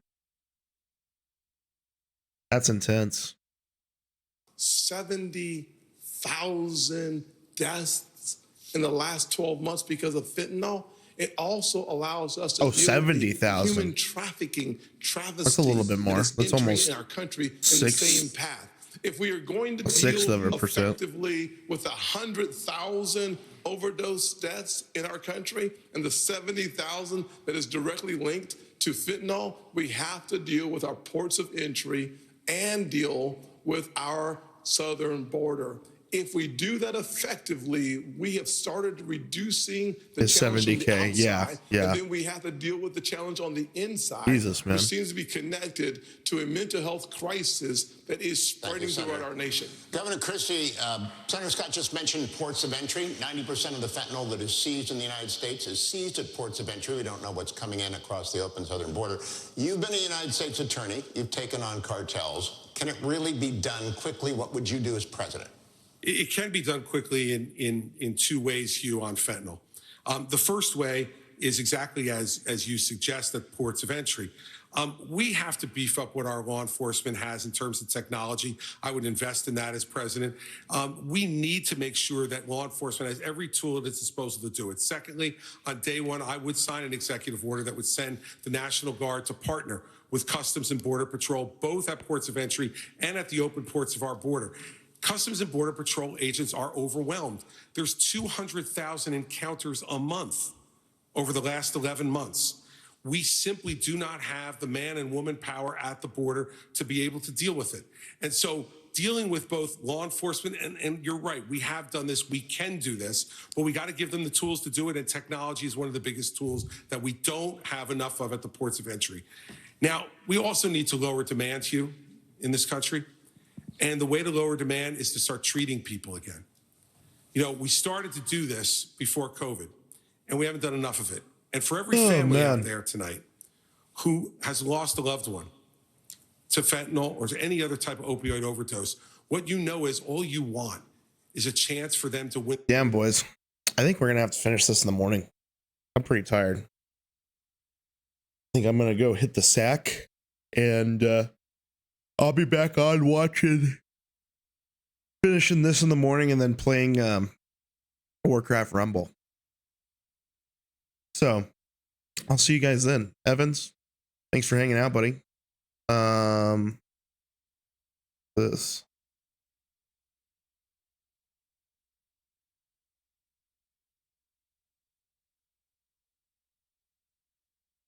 Total service members. Let's see. Damn, dude, this is a good list.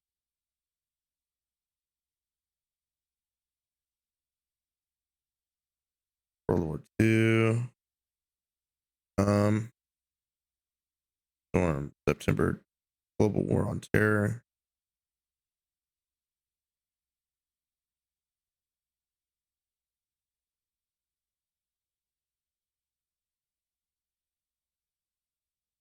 But there's not. Is Afghanistan and the other one not on here?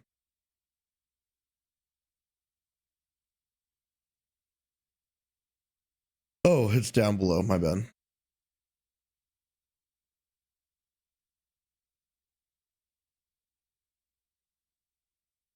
Oh, maybe not.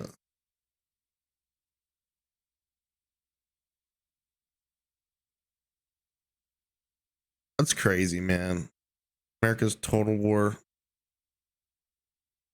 God damn.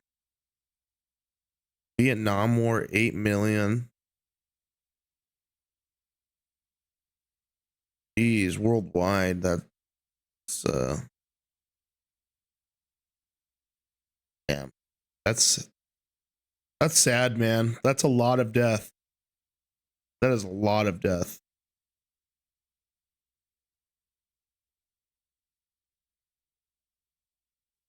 Oh shit.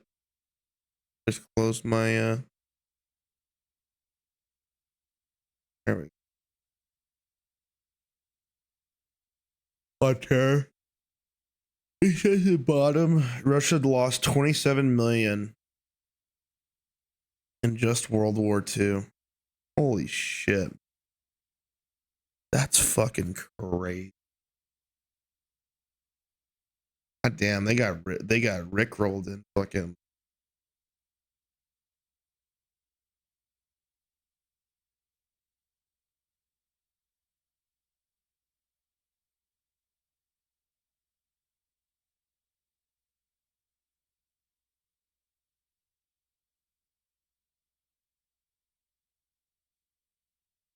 Man, what a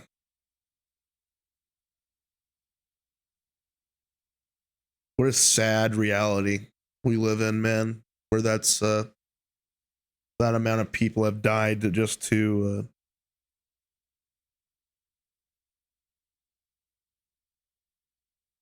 yeah, that's rough. That's 8% of the US population.